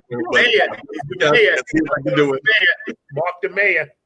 Marcus, I'm going to tell you what, he had more political people on his show than any network. I couldn't believe it. I would sit there and watch Mark's shows going, wow, he knows everybody. He does. He got like over 5,000 followers on Twitter. He's killing it. I need to go learn to work Twitter. I'm not a happy person in Twitter. It's too noisy for me. Myself. I forced myself this week to start for 2021. But you're right. I hate Twitter. Twitter is too noisy for me.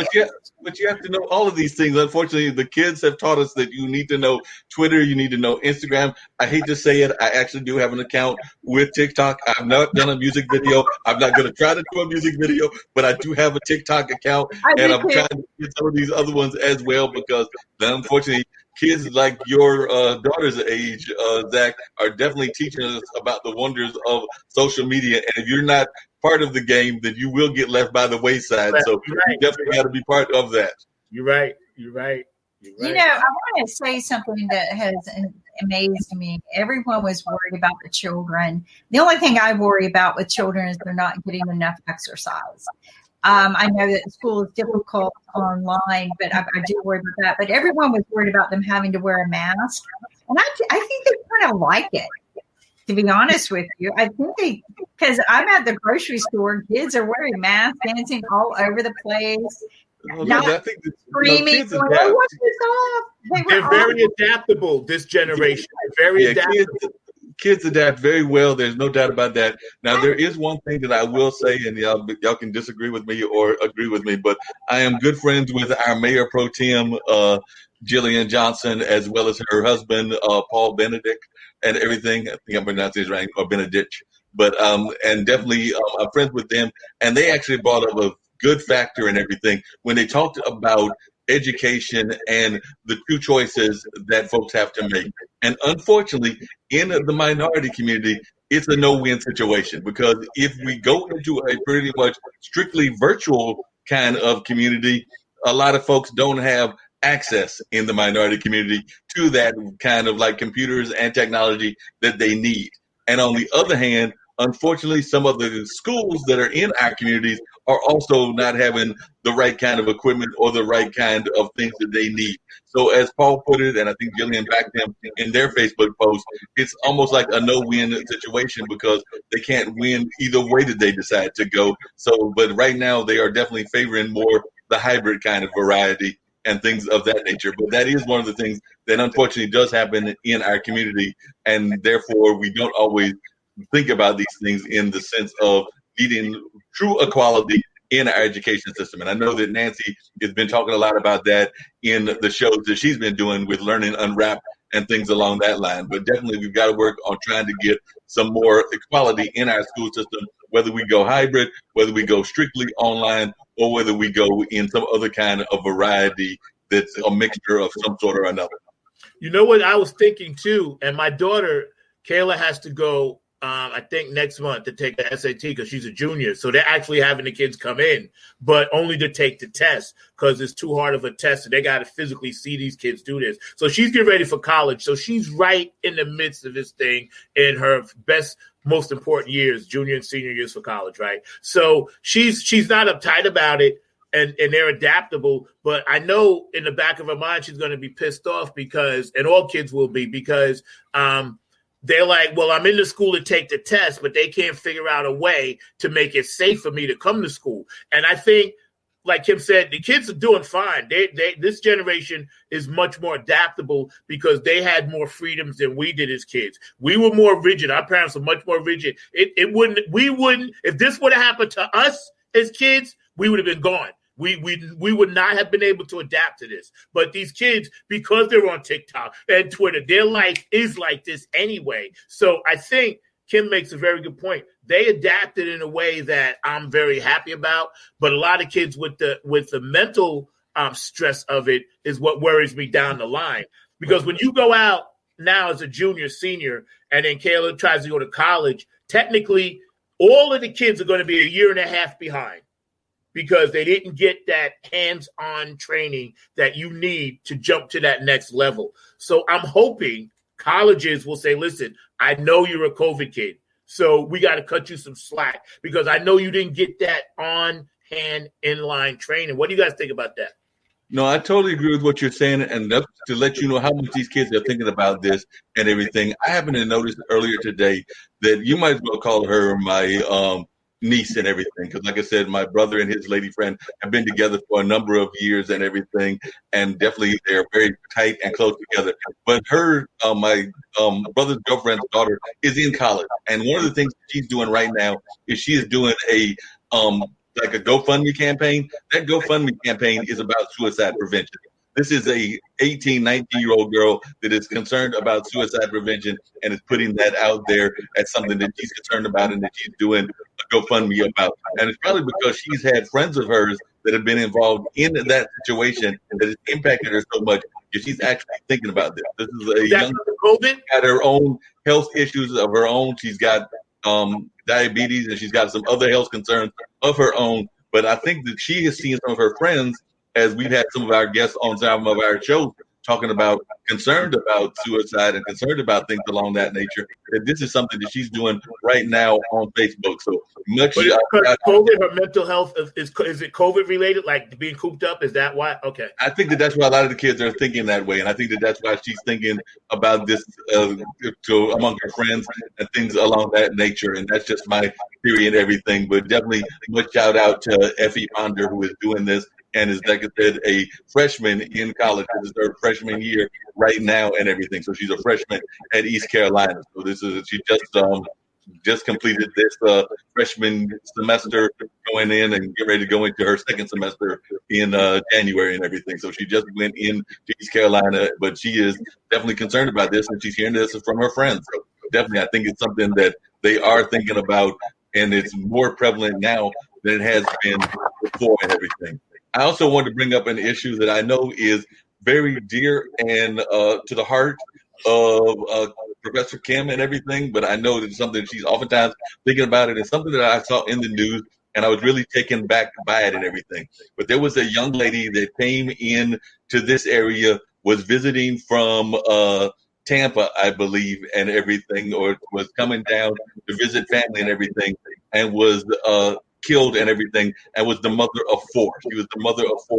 And it's my understanding that she actually had already complained several times. They had been involved, her and her significant other, in domestic violence and things of that nature. And I heard her sister say something that I've also heard Professor Kim say before, which is that even if they had gotten the message out to people, the message might not have been heeded, and therefore the results might have still been the same. But this was only around the time of Christmas and things of that nature, and I was very much touched by that, and I know that that's an issue that is very dear to your heart, Kim. So I didn't know if you had any thoughts about what happened and about that particular incident.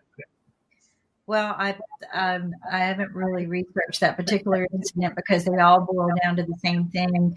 It exists. The protective orders are just a piece of paper. By the time they're being violated, it's too late. I've got a 911 recording of a woman being beaten to death because the 911 operator can't hang up. And so we know these problems exist. They addressed it the wrong way. And during a time like this, it's going to get escalated, and it has been a major concern. In India, for whatever reason, domestic violence went down. People started appreciating each other more. But in America, they knew that it was going up. And it's a gas on fire situation. It's something that needs to be cooled down. Instead of when they say they arrest an offender, right? When they let them go, they're supposed to notify the victim or victims that they're being let go. They just let the person go. They're angry. He or she is angry. Violence is building up in their brain. They've known this forever. Instead of saying, okay, we're going to let you go, but first you're going to go in a cool down tank, and we're going to have coffee. And we're going to talk about what are you going to do when you leave here. They would prevent so many incidences because Nick knows this status better than I do because he looked it up. 40 more than 85% of the time, within 48 hours, an offender is released from prison. They will violate that order, and it will be worse than the original crime they were arrested for. So but the thing is that our country, they don't like to prevent things. They would rather keep putting out the fires because sometimes it costs money. When I brought my invention up to a senator, right, and I know that it's only going to cost us, say, $5 a day per offender to monitor, $5 a day, versus putting somebody in prison, which is close to $200 or $300 a day. Versus that it's over $1 million per victim when you have to address a victim being murdered. His first words out of his mouth is, how much is this going to cost us? Yeah. It wasn't, okay, we got 12 million victims a year. 12 million, that's 26 per minute. And if you don't believe me, add it up. Because I've had several math experts tell me I was wrong. They calculate it and find out I'm right. 26 per minute. Now that's just women. That doesn't include the children or even men. There are men. I've had men approach me after conferences and tell me, men are victims too, and thank you for addressing it, because I bring it up on stage. I don't believe it's just women. But my thoughts are, we can do something about this. We choose not to. And so here's my message to the women or victims, men, women, and children. If you're a victim, go to High Point, North Carolina. Mm-hmm.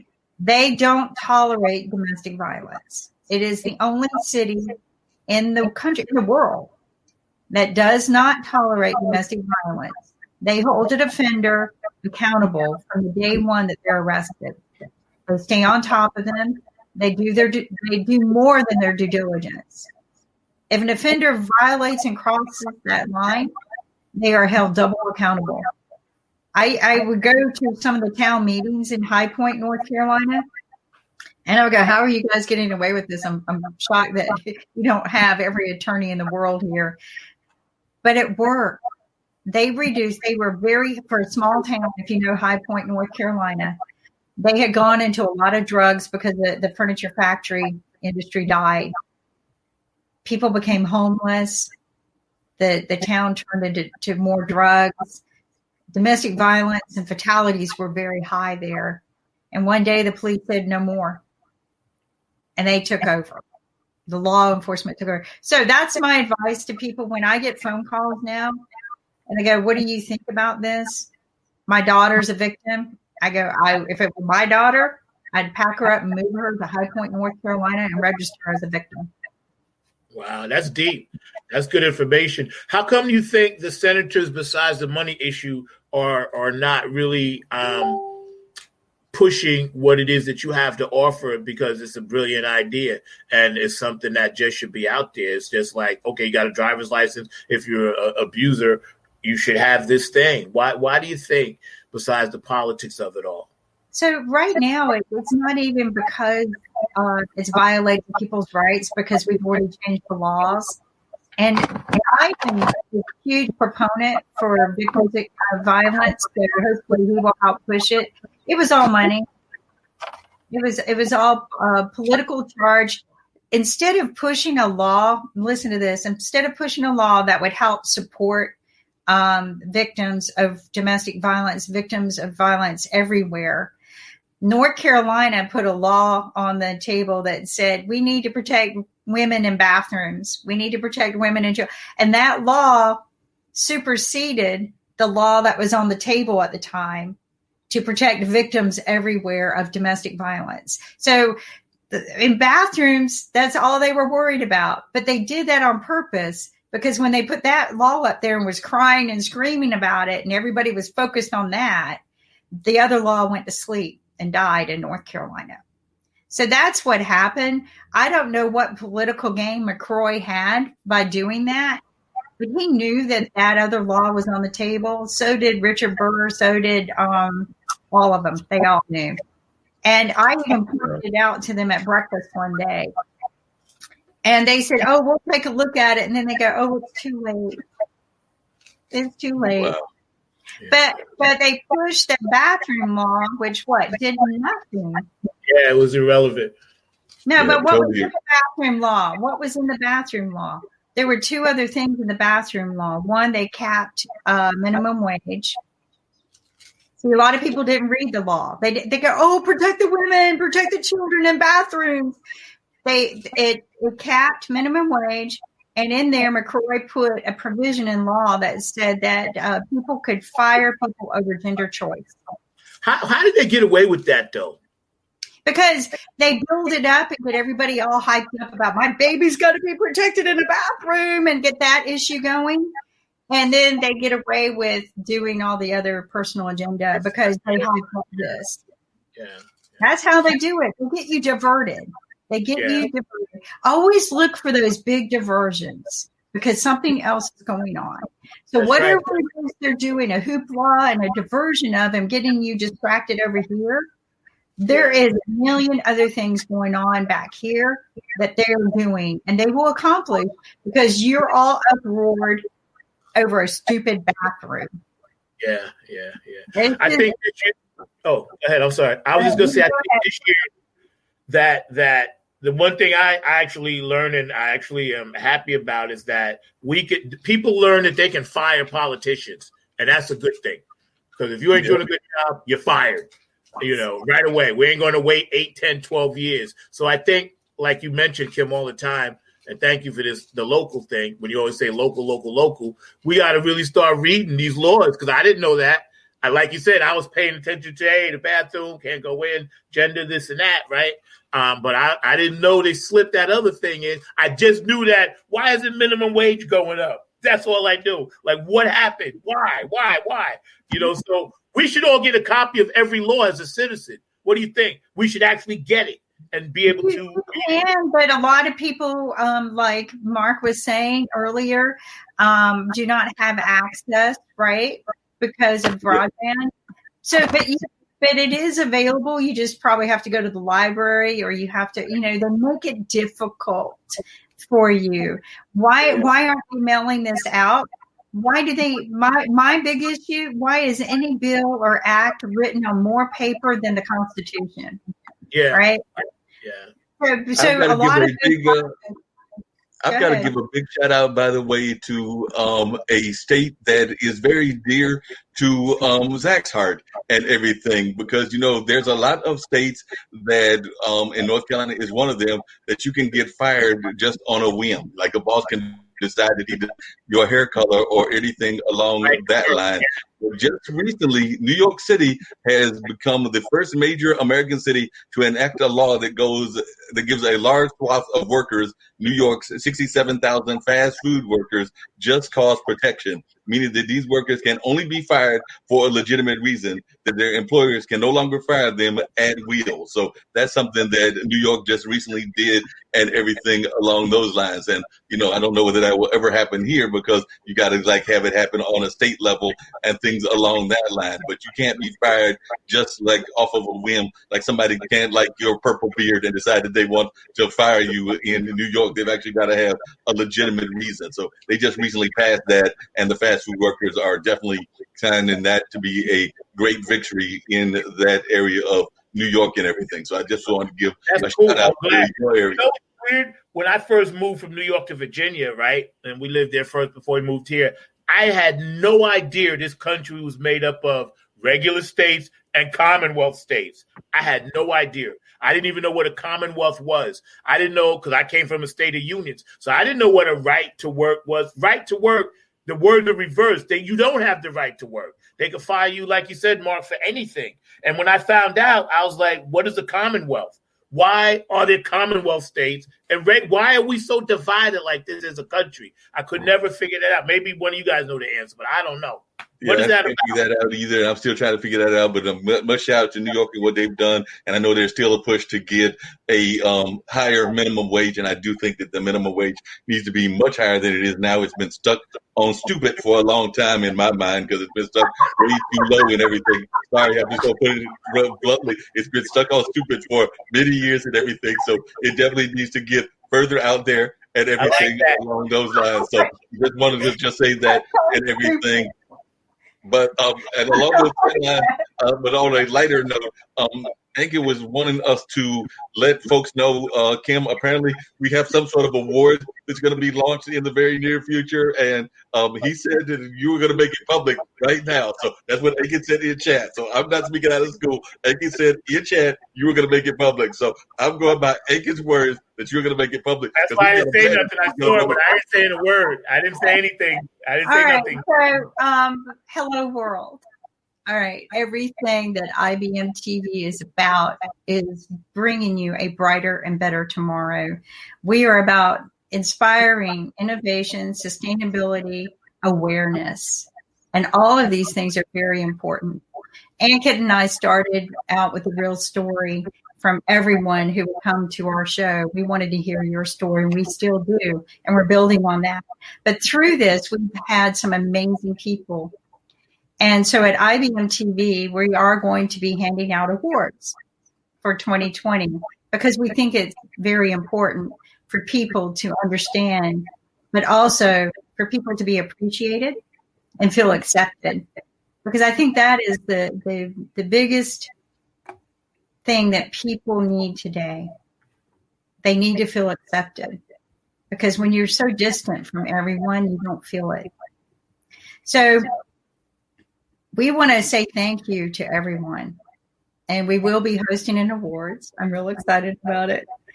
The International Broadcast Media presents IBM TV Awards for 2020, live on December 30th, 2020, 9 a.m. Eastern Standard Time. You know why we picked that day? It's my father's birthday. There you go.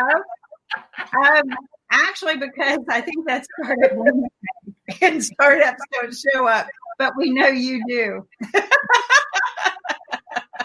Is it really your dad's birthday? Yeah. Awesome. December 30th. Yeah. Wow. Almost made that New Year's mark, huh?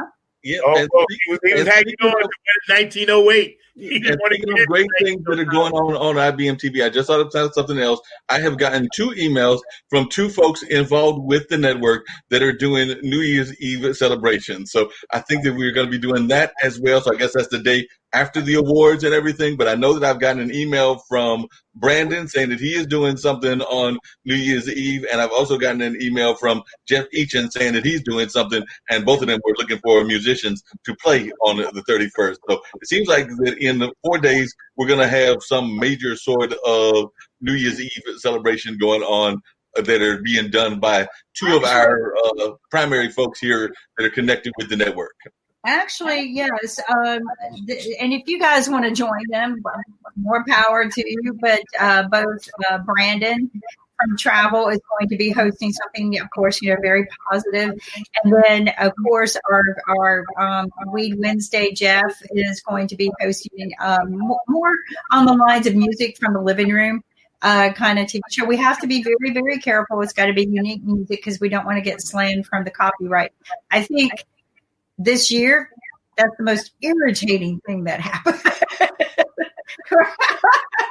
Was this copyright thing. Here we all are locked down, trying to make the most of everything. And no matter who I interview, whether it's their music or someone else's, we've been hit with copyright laws. But we're gonna overcome all of this.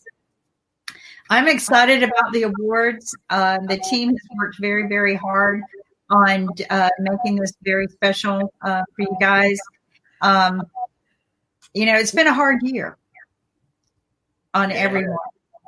And at the end of the day, we've not been able to pay anyone, but we want to show our appreciation.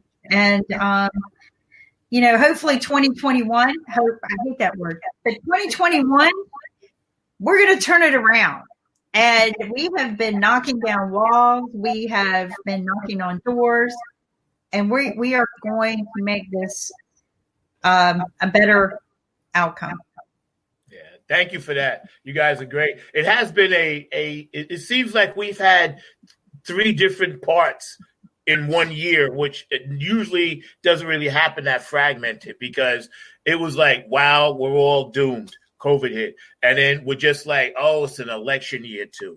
And then it's like, damn, Black Lives Matter and the movement to protect all citizens and equal rights, that whole thing.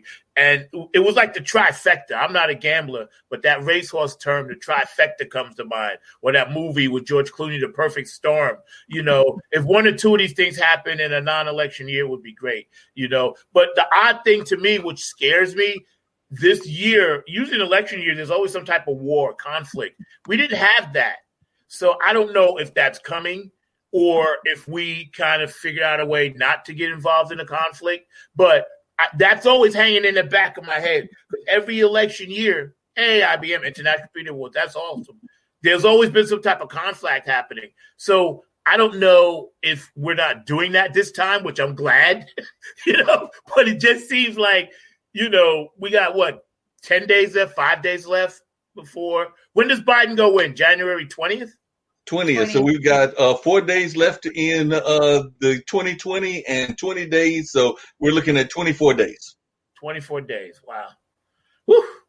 3 weeks and 3 days, we got to put up with the madness and everything. And like another month. Yeah, almost a whole month that we got to put up with the madness. Somebody stuck at a golf course and doing other crazy things, just ignoring the world and not really doing anything to help us. He's definitely not helping provide any stimulus packages or sending any money my way. I know I could definitely use it, but I've not been seeing any sign of it. And I think, Zach, you told me yesterday that I could not expect it this week or next week, maybe even not till August or sometime in the way distant future, if I get anything. So like I said, I'm trying to figure out what's going on with that and everything. By the way, Kim, I've also got to give you one other shout out as well. I was hoping you were going to be able to join me for the online dinner party, because I had a man on, and I hope you can go back and watch the show, who has something like 98 patents. So he is a master inventor. He is actually originally from Kerala, India, and he's now living here in the United States. But Charles Cannon Carell, was the gentleman's name. I actually met him through my buddy Sri Navasan and everything. So he was on and talking a lot about the kinds of things that he has discovered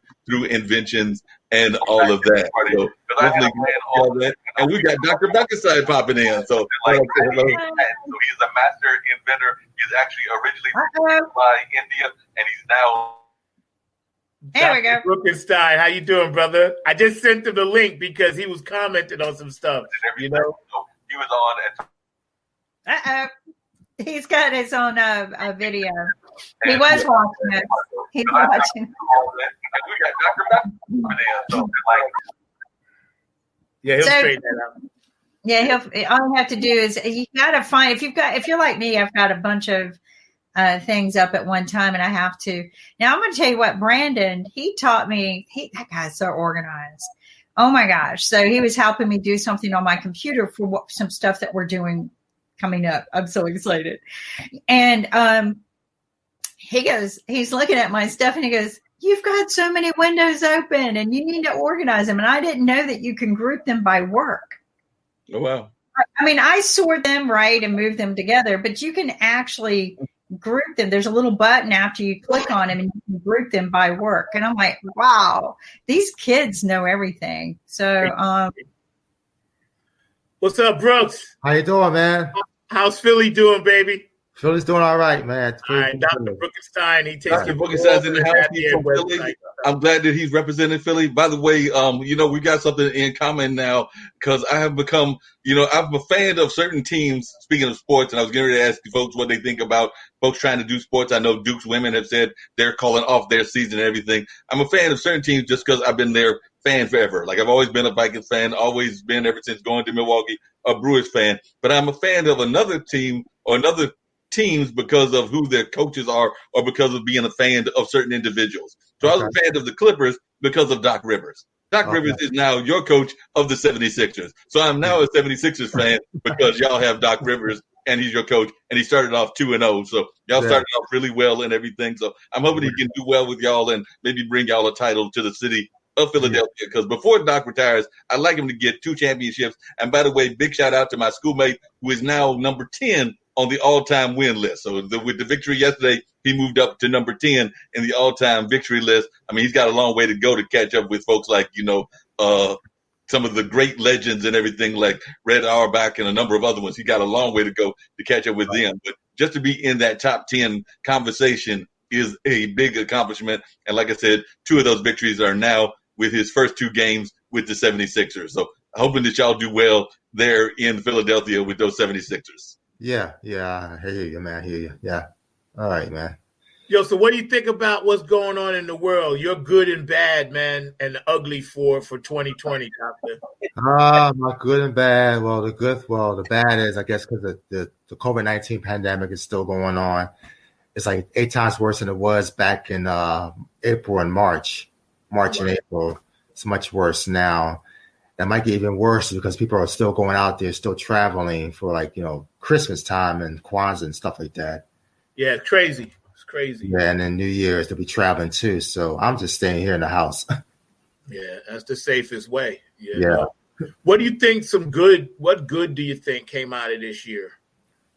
Well, I mean, I got a chance to spend more time at the house, spend more time in prayer with the Lord.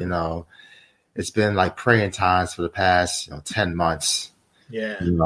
And that's a good thing. That's a good thing. Yeah. Yeah, I know you're very spiritual. For you that don't know, follow his Facebook page. He's always dropping spiritual quotes, keeping everybody up positive, as well as he works for the Happy at Funk Army. He takes care of our website. So all those pictures you see on our website and everything that you see built on the website, this is the man that does it. And he's been with us from the beginning. So, he does some great work. He's an amazing individual. He's part of the family. He just does some great and amazing work. And, y'all were talking about New Year's Eve celebrations. And I do know some folks went out for Christmas and for Thanksgiving trying to gather with family. Some folks did, like Zack did, the Zoom connection and all of that. So I know folks were doing different ways of connecting with their folks and everything. But I was actually talking to a friend of mine in Las Vegas. She told me that Las Vegas is actually, and she can't figure out why, because they're supposed to be under some sort of lockdown as well, but they are actually blocking off the strip as if they're going to have some sort of party in Las Vegas on New Year's Eve. And she's still trying to figure out what that's all about, because I know you're doing a little bit of research, because everything she heard was that they were on lockdown as well. So if you're on lockdown, who's actually coming to these parties? And the only thing that we can speculate is that maybe it's people that are staying at the hotels and that they'll come into the Strip, but it won't be nearly as full as it usually is. But that's her speculation, and I'm curious to see what they're planning to do with that madness, because I know check in this North out. Carolina, we're supposed to be in the house at 10 o'clock, including going into the early part of January. So that means no New Year's Eve celebration unless you're doing it virtually, best of what I can figure out, or unless you go to somebody's house and are there for the night. Sheila E. posted something the other day. Sheila E., the drummer, Prince, and all of that, right? And she was like, because she's a minister. People don't know that about Sheila E. She's actually a ordained minister, right? And she was saying it's insanity that, and Kim, don't get offended by this because I know you understand. She said it's insanity that in Minneapolis, the strip clubs are allowed to be open, but people can't go to church. Now, what are we doing? Like what? And it's got nothing to do with women. But Kim, please understand what are we doing? But can we just have a football player get in trouble because of going to a strip club? It seems to me we had a basketball player that recently got in trouble. He's now trying to get traded to whoever he wants to go to and everything. But it seems to me, and I remember James Harden just recently, and he seems to have this history of going to these strip clubs. He just recently went to one. So, like I said, I don't get it either, but maybe y'all can explain it to me. Essentials. All right, think about what they made essentials from day one, alcohol stores, right? These guys are not going to give up their strip joints. You know, it is their essential in life. Who makes our laws? Who makes our laws, right? Oh but, you know, something that I've been going through and playing old songs or new songs, just listening to the artists recently. And Barbra Streisand and Celine Dion did a song together that at the very end, they said, love is the gift you give yourself. Mm-hmm. Wow. You know, and I think, you know, getting back to ourselves, another statement that I reflect on was made in 1968, you know, that they traveled into space on Christmas Eve. And going to space, they were going there to learn about space. But when they flipped the camera around, they said, what we really learned was Earth. What about, you know, about home, right? So a lot of times we take these journeys, these long journeys, only to find out who we really are inside us. And I think this is going to be that journey, right? And I think it hasn't ended. I think we're all going to go different ways. I think that this will, I hate saying it this way, not in a bad way, but I think it's going to separate a lot of people if it hasn't already. And it's humbled a lot of people too. I think it's made me appreciate a lot of things I forgot to appreciate. Why do we forget to appreciate things? You know, It's amazing some of the things you can see from up space and everything. I was actually watching a PBS special, I think it was 2 or 3 days ago, and they were showing some of the things that you can see from space in terms of like some of the designs that Mother Nature has put out there, including even some of the designs that are done by large animals. Like they were showing the designs that are put into one of our natural wonders by hippos of all things. So it was showing how these hippos are actually through their migration patterns are making these great designs and making these great paths and everything. But it was also showing some of the things that we should be concerned about. And I know that I had gone into one of our other roundtable discussions that featured Rakesh, and I was talking to him about the fact that it showed the coral reefs and the fact that something as small as algae, I mean, that's a very small thing in our earth and everything, but it makes up a significant part of our oxygen that we need to survive. And the great coral reefs, that algae is dying at a massive rate, and it is definitely impacting our lives and our survival even. And you can see that if you see these aerial views of what's going on. And they're not even all the time from space. Sometimes they're just from planes and things of that nature. But you see this, and it's very scary what some of the things that are going on in our climate is, whether that's the algae. We polluted the earth. And Carl Sagan, I always go back to this book. When I read his book, The Pale Blue Dot, it changed my life. Because like Kim was saying, from space, and you look at Earth, we're just one of many. You know what I'm saying? But here we think we're like all that. And then when you get somewhere else and you look down how the creator got it set up, it's like, hey, you guys need to work together. You're all separate entities, but you need to come together because you got to save this planet. Man destroyed it with pollution, with all the crap we eat, the chemicals. We still can't even get, and I was so behind this law, we can't even get the information on a can of soup, what's in it. You know what I mean? Because of that law, the California, thank God they was continuing to fight that. But it goes back to what Kim said earlier. You are what you eat. So if we're on this planet together and we're all trying to accomplish the same goal, we have to get back to tribal stuff. And not in a bad way, but we have to come together and say, okay, this is our tribe. We're only going to eat X, Y, Z. We're only going to do X, Y, Z. Well, and that's how they survived back then. They didn't worry about the tribe way over there. They was concerned about their community, which is our tribe, where you are. How can we, affect change with pollution, with our garbage, with the food we eat, how we dispose of stuff, what we allow factories to dump in, which goes back to the laws. So all of this, Mark, like you said, is why we're dying. We're a dying planet. We really we're totally a dying planet, and it's not just us that's dying, because it's also we are impacting our animal brethren and everything. Because one of the things the same special talked about was everything. They were showing that near one of these places, and I forget where it was, it might have been off of Scotland or something like that, there was several golf ranges, and they had thousands, tens of thousands of golf balls that were in the ocean. So they were showing an otter that was eating this golf ball or trying to play around with this golf ball, and that was going to kill him. But even if the golf ball didn't kill him by itself, then he might die indirectly, because they also eat sea creatures. They eat animals that are in there. And so sometimes those animals eat the golf ball, and then that toxic gets into their system, which then kills the otter. So the plastic too. Either directly or indirectly killing these animals. I'm just using the otter as one example. Made out of crud too. And but I'm going to address the coral reef situation because it is our oxygen. Okay, the coral reef is the oxygen of the earth, and it was dying 20 times faster than what we could save it. I said was. So there's a Dr. Vaughn out there. We interviewed him in Miami last year, and he found a way that you can split the coral reefs. He was experimenting. An accident happened. Oops. But his coral reef multiplied 4 times faster. Well, okay. Right.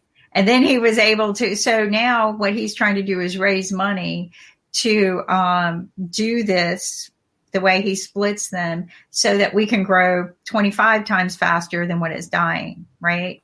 And he can do it. And it is working. His development is working.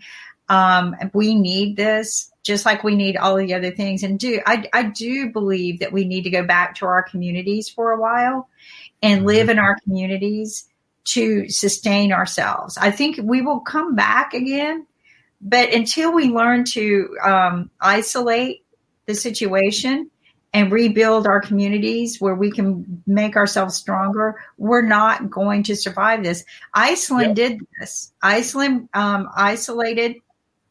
Most of these countries, if you think about it, they live in their communities, right?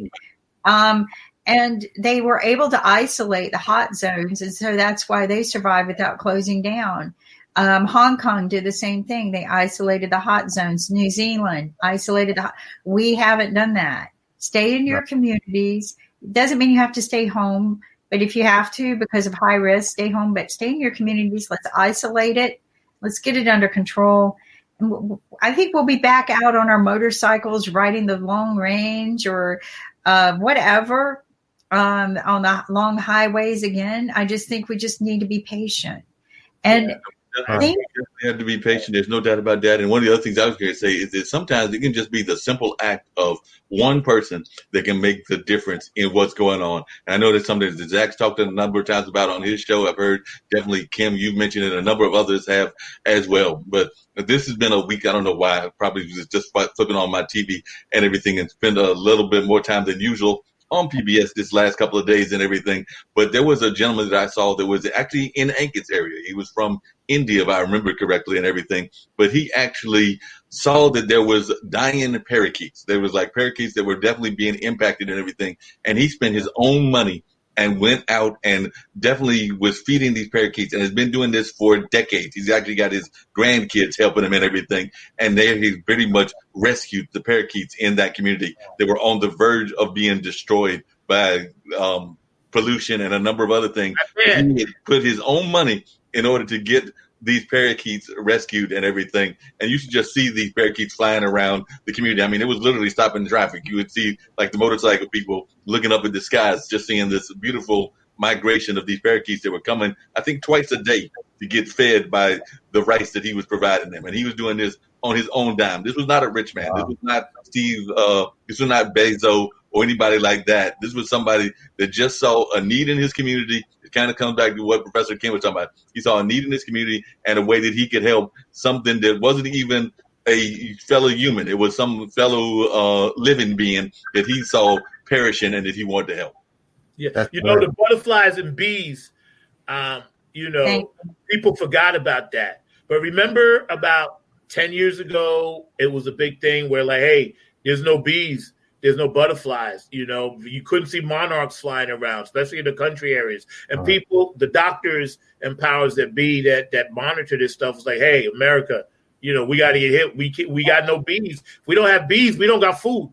That's right. That's right. And I'm going to tell you what, the first time ever, we barely had any produce. We had no bees this year. Not one bee on the property. One bee on the property. And it broke my heart. And I didn't see any butterflies this year. And I plant plants for that. But what it is it's, like golf courses and places like that spread insecticide that tends to kill all of these other things in nature. And there are some bees I don't like, yellow jackets and stuff like that. I think I saw one or two yellow jackets. They'll survive anything. But the bees took a hard hit, and my neighbors have managed to rescue some. Okay. See, I live out in the country. So I'm going to go. We borrowed some of their a different kind of plant. And so we're going to try to transfer bees to our property. But no more bees. I mean, and people were like, big deal. Yeah, it is a big deal. It's a huge deal. They need to watch the bee movie. 93 days in the bee movie. But we were taking an electric toothbrush to mimic bees, the pollination, and hitting our plants, the flowers on our plants with it this year, trying to see if we could stimulate it.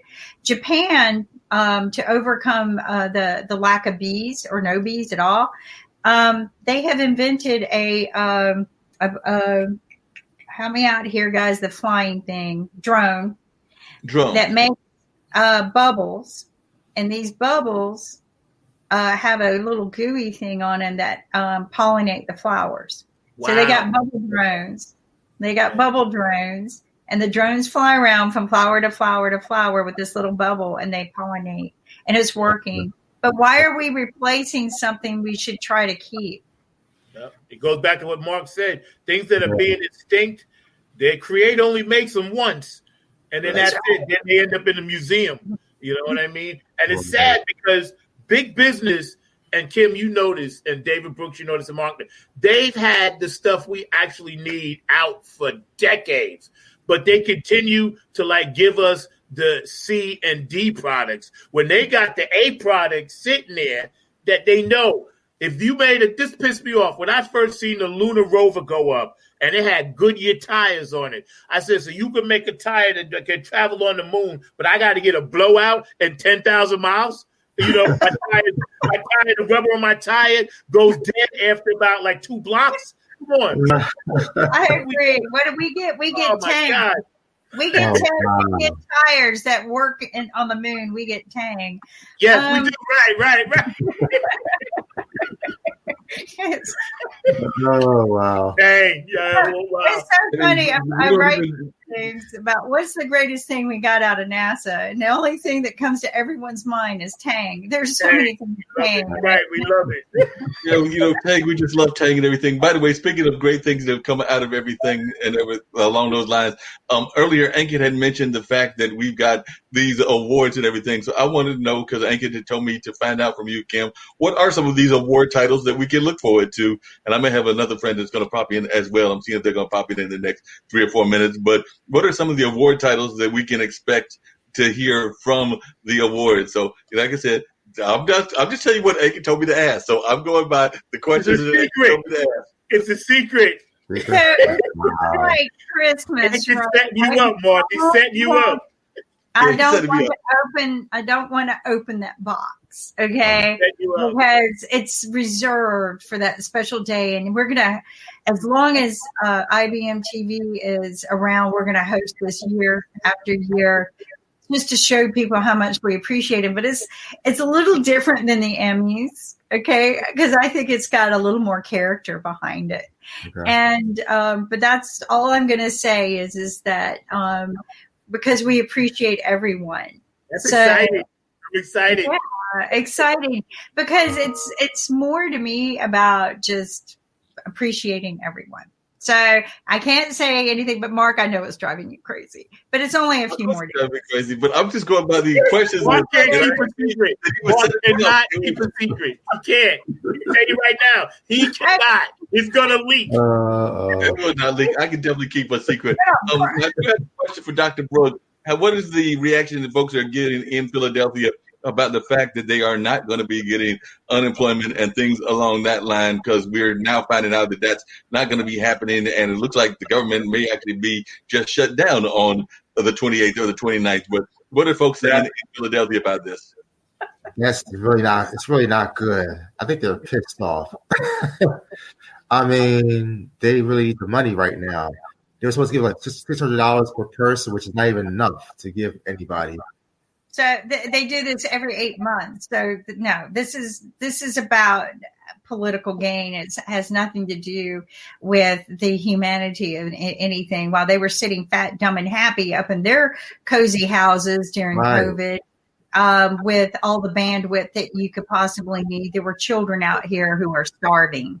Okay, there are parents who are worried to freaking death about whether they can shelter their children, feed them, while they sit fat, dumb, and happy and write 6,000 pages of something that nobody reads.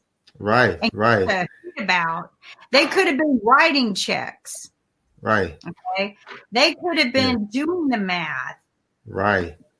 And like Zack mentioned, the Federal Reserve, okay, I want everyone to watch we did a TV series on the Federal Reserve. It's a really good one because we actually interview the vice presidents of the departments to discuss what each element is. I don't think it's boring. I thought it was very interesting because I relearned, but we are in debt. Other countries are not. Okay. Yep.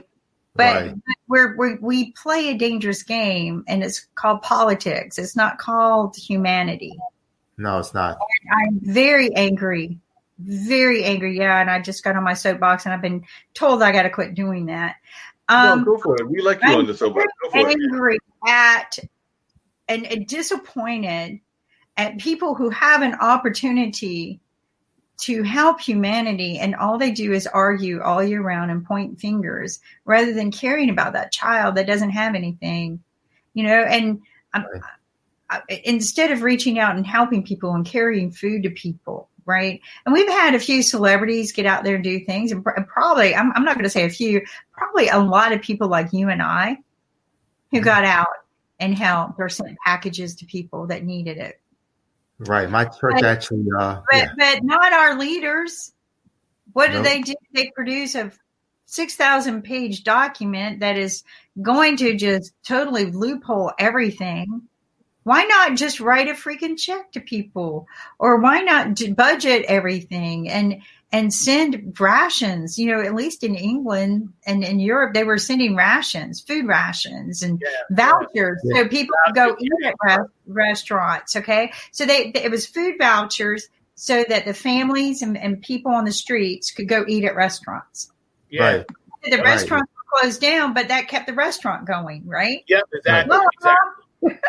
Okay. Right. You know, like you said, Kim, just so many political attachments and tentacles to the main point. By the time it reaches the end, that's why we get nothing. Because like you said, it's been stripped down to nothing. So what we have left is tang. I'm going to use that because that sums it up.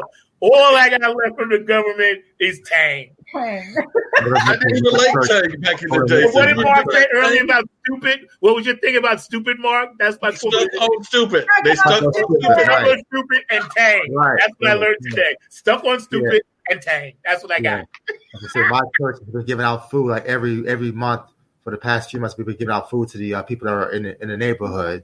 You are, but you probably can't afford it. Thank you. But the thing is the people who need it the most are the ones who are out there giving it. And granted, giving feels better sometimes than getting. But the people who needed to be doing this, who could be doing better for us, right? All they cared about was a vaccine. And like Zack said, why are there 3? Which one do I get? Which one does the president get? Why does he get that one and I get this one? Yep. That's what bothers me. Okay. Me too. Instead of giving us food that builds our immunity, encouraging us to exercise. They encouraged us to sit and argue and complain and fight amongst each other over politicians. And Brooks, you were one of the people I shouted out today in the show because I know you was watching when I said, you guys are the heroes. You're at your church is doing their part, their community, and that's why kudos to you for doing that, because I know you go to church and you're a deacon in the church. So you're part of the success. Right. You're the good in 2020 and thank your church members for that. Because, even though I'm not in Philly, people in Philly appreciate it where you are. Right. And Speaking of positive people, I want to bring in another buddy of mine and everything, Maxine Phillips McKoy, who's done a lot of great work in the community here in Durham and has definitely been involved in a number of things in the area. And we actually worked on a Black Business Expo together, and then she's done a lot of other community things and all of that. So, Maxine, tell the great folks here in the Roundtable more about yourself. By the way, Kimberly, who's the lady on the top above you and everything, she's one of the founders of IBMTV.tv. We've got Zack, who is a master funk musician, originally from New York, but now calls this area temporarily home because he says that he will never acknowledge North Carolina as all the way being home because he definitely loves being up there in Long Island and everything. And then we've got Dr. Stein from Philadelphia. And you actually spent some time in a place that one of our main anchors is from, that being Steve Rao, because you are from West Virginia. So you are a West Virginia person and all of that. So share a little bit more about yourself and tell everybody the fantastic things that you are involved in. Well, hello, everyone. And it's so awesome to meet you all. Well, listen, Maxine Pearl in itself is enough because it was what? Grit, grind in order to become that beautiful jewel that I am. And what life has done is life has caused me to go into a direction whereas I am helping individuals to identify who they are from their core. And how do you map that into your life and your career aspirations? And so I help women to understand their worth, understand how to be brought to the table. And if they're not brought to the table, hey, create your own table and invite others to it. And so for that, I have a company that's called Levelless Women Succeeding. And it's all about continuously succeeding success based on your terms, not based on someone else's term. And so that's what I do. I work with individuals. I work with groups. I work with teams. I work with corporate America. And I just believe in helping individuals to understand how to become their personal best and reach those fulfillment, reach those aspirations, do all the things that they were created to do while they're on this earth. So that's what Maxine Phillips does. That's what's up. Sounds like you do some amazing things. And definitely, Kim can definitely relate to that because she is a powerful woman herself and has definitely been involved in a number of business ventures and inventions even as well. So Kim definitely can relate to that. And like I said, she is one of the founders of IBM TV, along with Nick and a number of other partners that they've got here as well. But definitely, I did want you to come and meet these tremendous people that do these great things. Also, if you could, tell us how you made it to West Virginia to North Carolina, because I've oftentimes found that to be a fascinating story, because I know that you enjoyed living there in West Virginia, but you are now a North Carolinian. Exactly. Well, in West Virginia, I was born and reared there for 17 years, a coal miner's daughter. I have 12. I mean, it's 12 of us as far as brothers and sisters. But, when you're in that small town, you don't know what the true world offers you. But I've always had an achievement mindset, and I wanted to find out what else is in this world for Maxine Phillips. And so I love West Virginia. I graduated on a Thursday. I left that same Saturday. Good for you. So the coal miners town, nothing wrong with it, but I just needed to explore other mines, right? And so I love going to Chicago, and I was in Chicago for almost, probably about 9 years. And I met my husband after attending what is called the Chicago Metropolitan School of Tailoring. And so he was going there and I was going there because, you don't like him when you first meet him, but something grows on you. And that's what happened. And we ended up marrying. And then we moved to Texas. And I was in Texas for 16 years. But while I was in Texas, one thing happened, and life happens to you, and you have to understand how to pivot with it, like we're doing with the COVID. But my sister had an accident, and she was burned over 97% of her body. And I had 24 hours to get to her. But from Texas, trying to get to West Virginia or to Ohio, trying to fly, that was like a $2,000 ticket. Trying to drive, that's 24 hours. The first time in my life, I realized I was too far from family. And that's when I went down on my knees and I started praying, Lord, if it's meant for me to make it there to see her, then show me the way. Yes. I did not make it. But he showed me the way because he said, it's time for you to leave. She lived, and she's still living to this day. Praise God. So I'm just so thankful that God spared her life, and she's a miracle. She's a testimonial. But it taught me that I don't need to be that far away from family. And after praying that prayer, he opened so many doors to show me that you go east. I didn't even know how I was going to make it. We had no money. But, when you have that faith, the grain of a mustard seed, that's he right. Can make a way. Where there's a will, there's a way. And all you have to do is have the faith.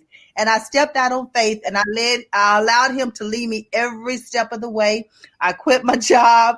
My husband thought I was crazy, but he put in for a transfer. It worked and everything. And when I got to here to North Carolina, he also showed me where I needed to go to seek employment. So he's guided my life in the entire time, even up to this day, creating and assigning me I would say the business that I'm in. So take the faith that I have, and I'm helping others to step out on faith and not only land a job or land an assignment that complements their strength, but also help them to start their jobs, help them to start becoming an entrepreneur, help them to understand that through them, they have all these gifts and talents. Don't take them to the grave with you. Leave this earth empty. Right. Share with others. And so I'm able to do that. So that's how my life has been. And I've been here for 23 years. Didn't even like it once I got here. I'm like, Lord, I do not want to be here. I want to go back to Texas. And my husband said, listen, the furniture is tired of moving, so we're going to stay put. Okay. And the furniture was tired of moving, Maxine. Maxine, what do you think some of the great myths are that people have about coal miners and West Virginia? Because like I said, you definitely addressed yourself as a coal miner's daughter. I know there have been some great country singers that have also addressed themselves as coal miners' daughters. But what do you think is some of the mythology that people have about coal miners? Well, first of all, they think we're hillbillies. That's the first thing is they always say, coal miners, you're a hillbilly. Like, what's a hillbilly? You lived in the hills and your name is Billy. So what's a hillbilly? And so I'm like, no, we're very educated individuals. We're naturally gifted. We're naturally talented. And the other thing is that there are no African Americans in West Virginia. Well, there are plenty of us from West Virginia. We have colonels, we have lieutenants, we have captains, we have business owners, we have all these individuals who are from Steve Harvey, Welch, West Virginia. So there are a lot of individuals, Loretta Lynn, which is one of the singers from West Virginia. So we have a lot of famous individuals from West Virginia. So, yeah, but West Virginia is still a poverty-stricken state, but it is on the move. It is getting better, but it was like that even when I grew up. Can I ask you a question? Mm-hmm. Is it when and this just jumps ahead, and God bless you for all the stuff you do. That's freaking amazing. It's incredible. But when we got into this political climate, and this got nothing to do with COVID, where was West Virginia at? And I don't go by red or blue. I just go by morality. What was the state of mind when you got states like Kentucky, South Carolina bordering you, and North Carolina, and you're West Virginia next to Virginia, right? What was the area like? What was the political climate like? To be honest, I don't even know, because I have not really been back there in so long, and I have not really been studying what the political landscape is like in West Virginia. But as far as I know, it's a red state, and so therefore I know Rockefeller, was one of the main contributors to West Virginia a long time ago. But as far as what's going on right now, I don't want to speak to it and then speak out of turn, and not really know. Right. No, that makes a lot of sense. But did you say that your parents were coal miners? Because I'm oftentimes fascinated. And I was actually watching a special about coal miners. It's actually a food special, and they were talking about some of the food that came out of coal mining and things of that nature. So, and I think they were even talking about like some of the small pocket foods that people would take down to the coal mines to eat and things of that nature. Because they would take like little snacks that were kind of like the Apple Jacks of that era and everything. This PBS special that I was watching. So were both of your parents coal miners, and were they involved in the coal mines? My father was a coal miner. That was his profession. He had 37 years in the coal mines, and he ended up being in a leadership role. So he would start teaching other young men how to actually do the craft. But, he only had gone to the 3rd grade because he had to quit school in order to help his parents do the gardens and the vegetables and the raising of the hogs and all that kind of stuff. So he ended up even doing that himself. So as a coal miner, stopping school at 3rd grade, but he was so educated. And this is one of the reasons why I know that we all have natural gifts and abilities that no one had to teach them to us, but we got them when we were given the breath of life. He was a mechanic.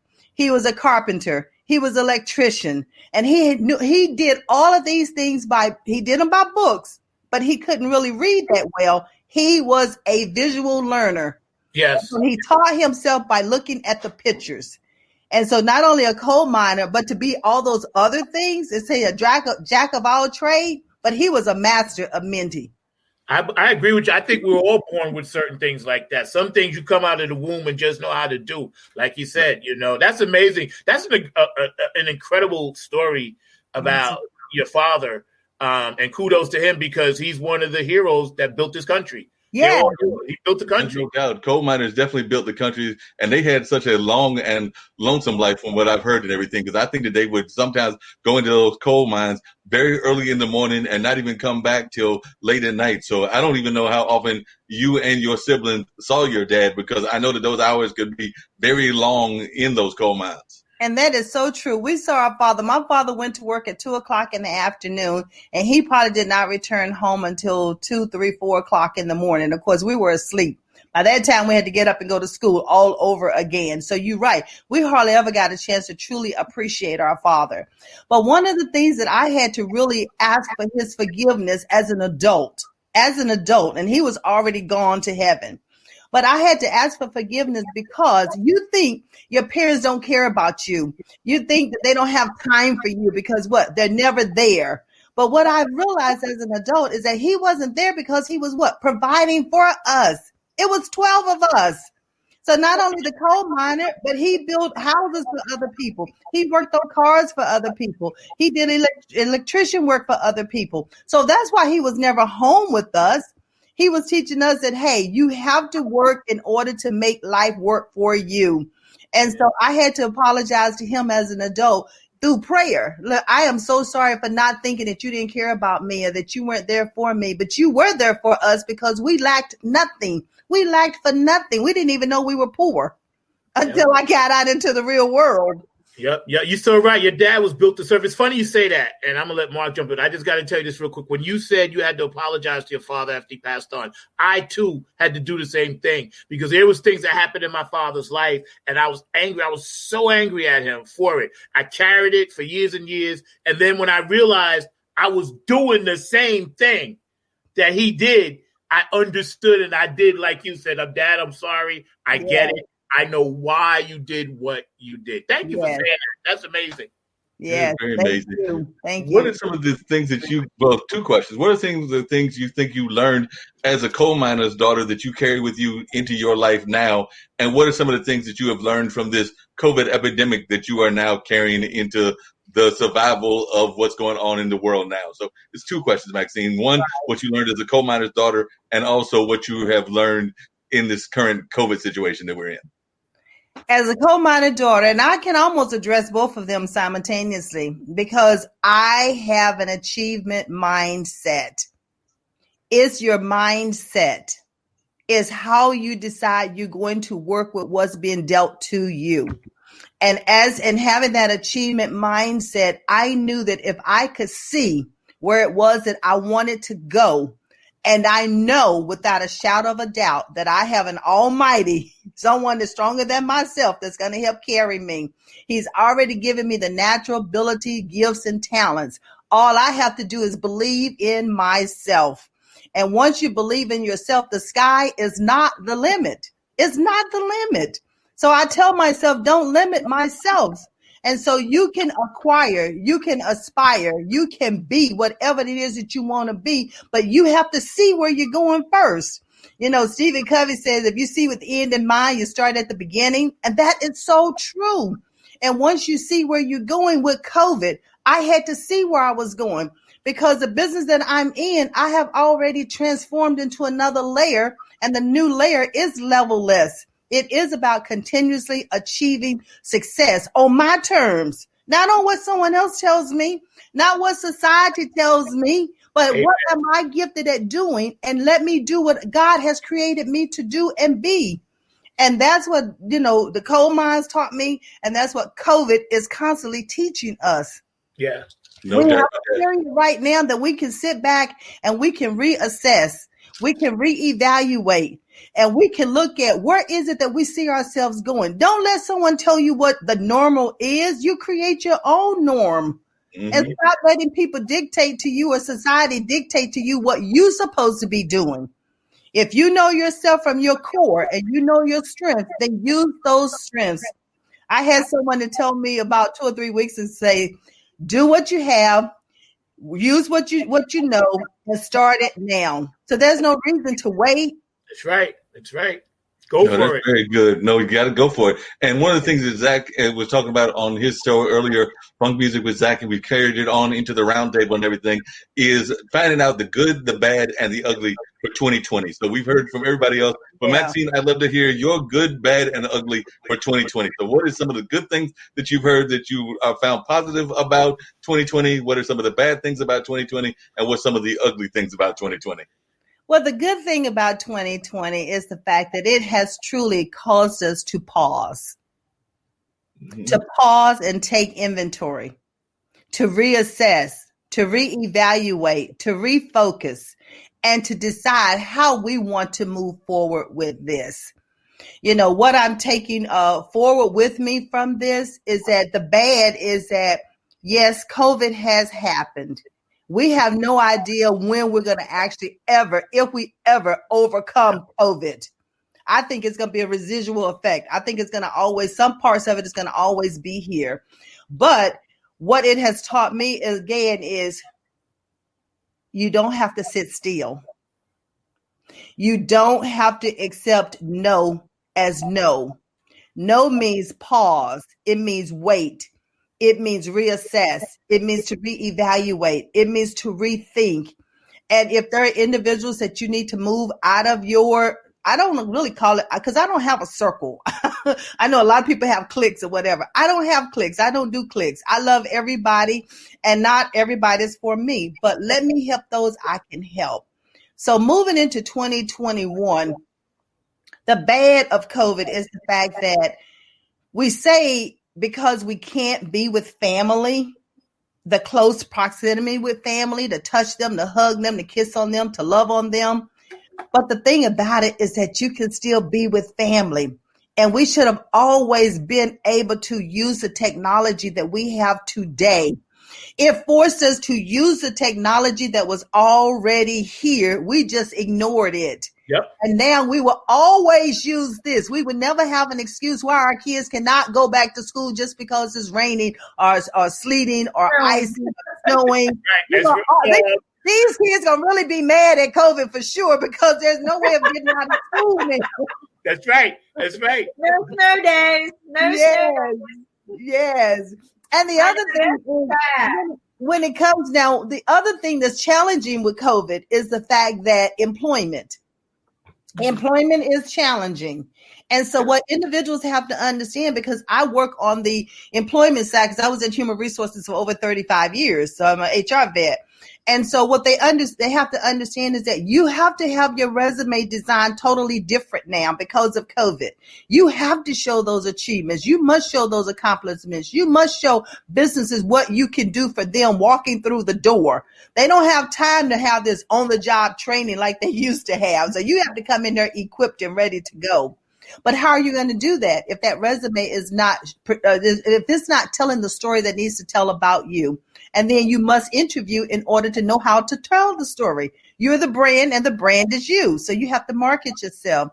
So that could be, some people could look at COVID as like, wow, this is bad because all these people were laid off. Well, so many businesses closed. But it does not mean that when some of this start opening up, that new businesses will rise. They will rise up. You've got a lot of these entrepreneurs now. Those businesses are going to be rising up. And now is the time to start a business. And what business should you start? You should start a business based on what you have a passion for, based on what you know you're already good at, and find out what the problem is that's out there and start helping them to solve that problem. And so that could be the good, the bad, and the ugly when it comes to COVID. But if the mindset, go ahead. What were we saying, Kim? No, what she said is so true about the unemployment and everything. But what has just like baffled me is during all of this time, the sales of houses went up. Yep. Like my sister works in the mortgage industry. I remember, I think it was back in 2008, the mortgage industry dropped and she lost her job, her career, and you had to wait a couple of years before she could go back. But I'm thinking during this time, the housing industry is going to drop again, right? It didn't. Mm-hmm. She hasn't had one day of vacation since COVID. Wow. She said, and working 12-hour days because that's how many loans she's processing. So I'm curious, where did this come from? And then I spoke to a friend of mine. She's in the real estate industry. Her job went up, not now. And she'd been doing this for 25 years. Her job went up like crazy up. So what is it with this COVID situation that the housing industry just went up? I would love to learn that. I mean, I thought that was crazy because you're talking about finding jobs. To me, that would be a great place to go, according to the people that I'm talking to. Like one of my boys, he's in construction. He said he's never been so busy. Like he is literally building houses hand over face. He can't keep up with it. So what happened? I mean, people are going homeless, yet the housing industry is going up. This is crazy. It is crazy. It's no parallel to it. I saw the same thing. I see all these buildings. We live here where Mark lives at. We live in the same complex. Construction workers are constantly at Duke, expanding, building. Parking garages are going up. And I'm thinking to myself, well, okay, these are jobs, is great. But why? Like you, Kim, I'm like, how is this possible? Why are we expanding when people really can't afford it? Or do they know something that we don't know? Something is weird with that. You're right. Yeah, that's very weird. What do you think, Maxine? Why do you think the jobs are going up? And also, I would love to hear, with your human resources background, what kind of advice would you give to folks that are facing unemployment? Because there are a number of people that are facing unemployment. So I'd love to hear your advice to folks that are facing unemployment in terms of what they can do with that resume or to get their word out there whenever they can find a job. Well, I think when it comes to the housing market is concerned, the interest rate dropped. I mean, substantially dropped. And so a lot of people who are in a position to sell their homes are selling their homes because people are purchasing homes because the interest rate's dropping. And then they can turn around and start purchasing another home. And then you have some people who have several streams of income. So the jobs that they're on is just not the only stream of income that they have. And that's one of the things that they tell us all the time. Have several streams of income. Do not put all your peas in one pod in a sense. So I think that's another thing that, if nothing else, we should learn that from COVID as well. And now, as far as investing and things like that, now that's questionable. I'm not an expert on investments or anything like that, so I can't speak to that. But I will tell you, as far as investment is concerned, is that you need to invest in yourself. And development is a form of investment. A lot of people are holding on because I do understand that you don't have those dollars to spend, but there are some dollars you need to spend, and it's not necessarily on sneakers or clothes or purses or something like that. It's on developing yourself in order to help you market yourself, in order to help you to compete in this new way of doing things. Interviews, you have virtual interviews now. An iPhone might not be what you can use to do that interview. You might need a laptop that's going to give you a better way of interviewing and a steady connections and things like that. You're competing against so many people. So what can people do? Retail has gone down, so you look at some of the industries have lost jobs, and then you need to research to find out what industries are picking up. If you don't have that skill, you need to start developing yourself. You need to find out maybe some of your family and your friends who has that skill, and you start learning from them if you can't pay for it yourself. So I always say, look at your options. And then one option is not always to go out and spend money, but sometimes you must spend money if you can't get it from someone that you know. The other thing is a coach. Many times we do not hire a coach, a business coach, an interviewing coach, a coach that can help you create that resume. I tell you what, because I love helping people do resumes and everything, I had a 92% success rate. 92% of my clients who came to me, I helped them create those resumes. They received an interview. Because there's an art to resume creation. You just can't put, I helped them develop a process. Well, no, you got to tell me more. What kind of process did you help develop? What was the outcome of the process? What results did you have because of the process? So you tell them your achievements so they can see up front what value you're adding to that company. And you have to tell the story. Everything we do in life is about a story. I'm telling you a story right now. Every question you've asked me I have told you a story around that question, right? That's right. So you have to understand how to tell your story. And that's another art that you have to perfect. And majority of the time, people don't think of it like that. Mm-hmm. Yep, that's right. You're very right about that. And I'm amazed, and we talked about this before, both me and Kim and a number of other folks, how many people do not have either a good resume or a good business plan if they are business owners. And I agree that you have to have those for sure, but there are so many folks that don't have those. I know that one of the early interviews that I did here on this network was with Ron Thomas, and Ron Thomas is out of think he's out of Dubai, and I know you give a shout out to Dubai all the time, but he's a business developer, and he's always creating new business ideas and things of that nature. And he's had family and friends coming to him with these great ideas, and he's oftentimes, that's the first question he'll ask them is, do you have a business plan? And they'll sit there looking at him like, what's that? So oftentimes they don't even have the basics of what they need. I am so disappointed in our education system that these children graduating today, not from college, but from high school, don't even know how to fill out an application. Don't even know how to say who they are, what they do, and why they do it. But even though, this is what I tell people, I don't care that, you're just graduating from high school and you're just getting your life started. Know who you are, right? Know where you came from. what you believe in, what you're passionate about, but they don't teach how to, and I'm going to tell you, the reason why I know this is I used to take in children that were troubled and help them get their wings, right? Some didn't want to go to college, and, I had this one young lady, girls are a handful. Let me tell you, I normally have boys, but I told her, you live here. The first thing you have to do is in 3 months, I need to see that you're sustainable, that you know how to go get a job. But I don't expect it today, but in 3 months, I expect it. Good. And so she was like, okay, I'll go get a job. So I lined her up. She went, got 2 interviews herself, and I lined her up with a job that I knew where she could work in manufacturing and make a good income, right? Like good for somebody without an education. So I kind of lined her up with that one. So she's walking out the door in shorts cut off all the way up to here, a white t-shirt, a black bra. Okay.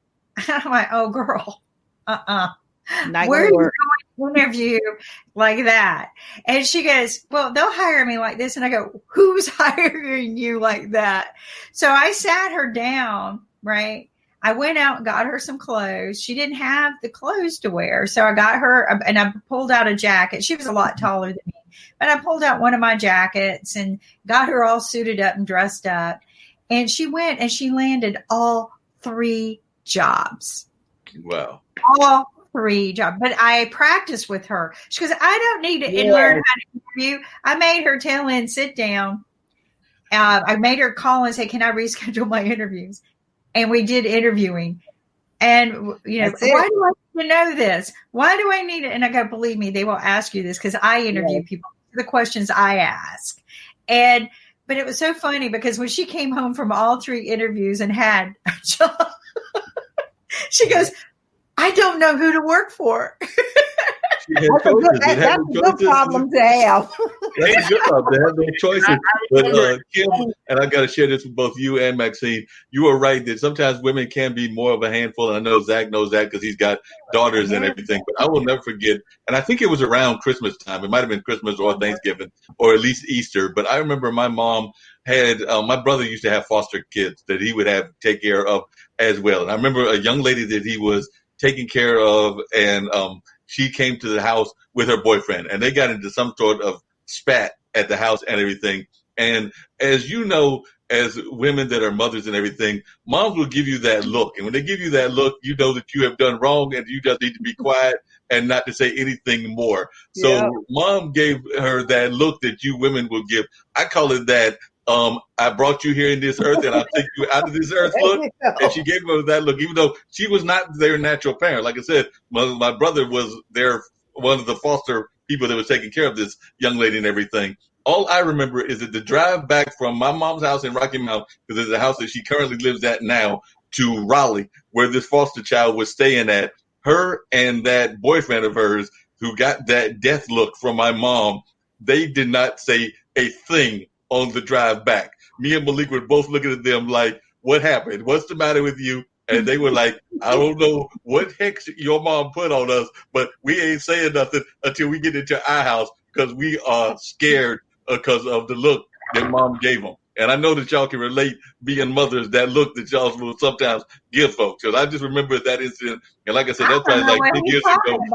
I used to be a big brother in New York, right? And I worked in healthcare. I was working with a nurse, and I was her son's big brother. They had the Big Brother program, as well as I was a watchdog down in Virginia, and dads were great students, right? And I was in the schools a lot. But when I was in New York, the kid, he was a senior in high school. And, he was good. He played football, but he never was really into studying. But I took him under my wing because his mother said, listen, talk to him. His name was Chris. He said he's getting ready to go to college, and he's not really understanding. And I talked to him. I tried to get him on the right path. I tried to get him to stop partying. The problem was his college was one of the biggest partying schools on the coast. He went to Albany, right up in New York. And if anybody knows anything about Albany State and Albany, Buffalo is wide open. Might as well say Rick James. You know what I'm saying? So that puts it in perspective. Okay, so when he went, I told him, I was like, Chris, the first year you're in college, I know you're going to struggle. I said, but I have faith in you that you will learn from that freshman year and then sophomore, junior, and senior do well. And sure enough, he went up there, he flunked out, just partying all the time, flunked out all the classes. Came back that summer, and his mother and I talked to him, and I'll never forget, we went to Carvel's in Staten Island, and she said, listen, I'm not going to pay for your college. If you're going to flunk out, you're going to have to get a job. That's so right. he asked me, he said, listen, help me to not do this. And I said, all you have to do is stay to yourself. I said, I can't be up there with you. I'm your big brother. I said, every time you feel a temptation to go out and screw up, I said, I want you to call me. And sure enough, little by little, to end the story, he ended up with his degree in business, and he did graduate. But he was the toughest big brother I ever had because most of them were younger. And I had caught him in that time of life that we all have, 18, 19, 20, 21. And that is the hardest. Yes. That thing, like you said, Kim, she didn't even know what to wear. You know what I'm saying? She had no idea what to wear and everything. And speaking of things to wear, we got to get ready to wrap up because I know that definitely we want to get to Alexandria's show. We definitely want to get to Talking Upstream and all of that. So do want to get ready to wrap up. But before we get ready to wrap up, I did want to hear from everybody their final thoughts and their wishes for 2021. So I'll start with you, Kim, and work my way around. So, Kim, what is your wishes for 2021, which is coming up in, we'll be at the end of 2020 in 4 days, so it means 5 days, the beginning of 2021. So, Kim, I'll start with you. What is your wish for 2021? There are several. Mainly, I want to be able to help find the way so that people can sustain again. Yeah. I think that's the biggest part of my heart. I know everybody wants peace and love and happiness. I think we have that instilled in us. So I want to be able to help us all become sustainable. And I would like to see our government get rebooted so that we can become sustainable and sleep without fear. I think I wrote this on my Facebook page. I want us to be able to sleep without fear because there's many of us, minorities, who can't sleep without fear. And I think that has troubled my waters this year, is how can anyone in this society, in this day and time with the technology we have, why do we have so much fear? Mm-hmm. And I would like to bring sustainability back. That makes a lot of sense. What about you, Zach? What do you wish for 2021? 2021, I want us to have a brighter outlook and try to look at 2021 with the glass half full. Those of us that are still left here, we're on a mission. We're light workers. No matter what part of the universe we come from, we're still all gathered together like we are on this show. And my mantra that, and I was telling you this, Mark, the other day, peace, love, and harmony. And through peace, we can, sustain harmony, like Kim said, come together. And then, and love is the key. And I just want everyone to put down their weapons, whether it be in their heart, their tongue, or their physical gun. Put down your weapons and let's work together to make this world a peaceful, better place for our children, grandchildren, and our great-great-grandchildren. Oh, wow. No doubt. I'm going to save you for last, Maxine, but yes, definitely 2021. I definitely would like to see more world peace and definitely see that on a better level. Definitely would like to see us find a cure for what's going on with this pandemic and definitely find us coming back into some semblance of normality. I do agree with something that Maxine said earlier, that we will always have it impacting us in one way or another, but I do think that we can come back to seeing some semblance of normality. I do have deep sympathy for my artistic friends, not just Zack above me, but others as well. So I would like to see them get back out to where they can actually perform on a regular basis. I know that I would like to be able to get back to doing more kinds of radio festivals and things of that nature on a more regular basis and all of that. And I definitely think that we need to get more in touch with, as Zack knows, he calls me Dr. Doolittle and everything, but we all need to get more in touch with our connection to Mother Nature and to the things that are out there that we share this space with. So we need to get more in touch with folks like that and the rest of the living beings that are out there, not just humanity, but we definitely need to be in touch with our fellow brothers and sisters, but also our brothers and sisters that are of the feathered flock, the furry flocks, and the number of other flocks that are out there. And I'm not saying that you don't need to eat meat and things of that nature. I'm far from a vegetarian, but I do agree with something that Zach also talked about earlier, which is I wish more of us knew what we were putting into our stomachs as our food. I mean, you have the choice to eat what those foods are, but we do need to have a better understanding of what we're putting into our body system and all of that. So I'm hoping that we will find that as something that we will do as well. And we all need to get out there, myself included, and get some more exercise and going on a regular basis, because a lot of us have become too sedentary because of the fact that we're in the house and all of that. So that's some of my wishes, that we get out and do more exercise, but also stay more in tune with all that's around us. Maxine, it's on you to close us out. I'd love to hear your final thoughts as what you would like for 2021. What I'll see in 2021, I love what Kim said, peace without fear. I think that is so critical, because all the different things that have come about in 2020, Black Lives Matter and all of the other controversial things. But I think we need to build relationships. I think that is so critical, and build relationships across the board, across ethnicities, across nations, across the universe, across the world. Is not just here in our backyard, but we also need to look at what our fellow men and women need. I think we need to always think of health first, safety first, health first. I agree with you as far as eating as healthy as we possibly can, because many individuals think that if you eat organic, that it costs so much to eat organic, but it costs more to not eat healthy than it does to eat healthy, because you're going to spend more money on medicine, on doctors, on surgeries, on hospitals, and so forth. And if we start teaching it to our children at the youngest age possible, then it start transforming into generations, and then they would understand the importance of maintaining good health. And good health will then help you with your career. It will help you with your profession. It all goes hand in hand. And so I would say it also have that achievement mindset, what you believe you can achieve, and let it be positive in the way in which you're thinking. And let's help our young people not only get on track, but stay on track, because that is so critical. They are our future. They are our leaders for tomorrow. And we need to invest in them as well today and not keep waiting. And on that note, I can't say anything more than that. So I'm just going to hit end broadcast, because I think that you just wrapped up everything in such a positive way. So I do appreciate you, Maxine, for joining us. And I hope that you'll stick around so that you can conversate with the folks off the screen as I end this broadcast. So definitely appreciate you. Let's connect. Thank you.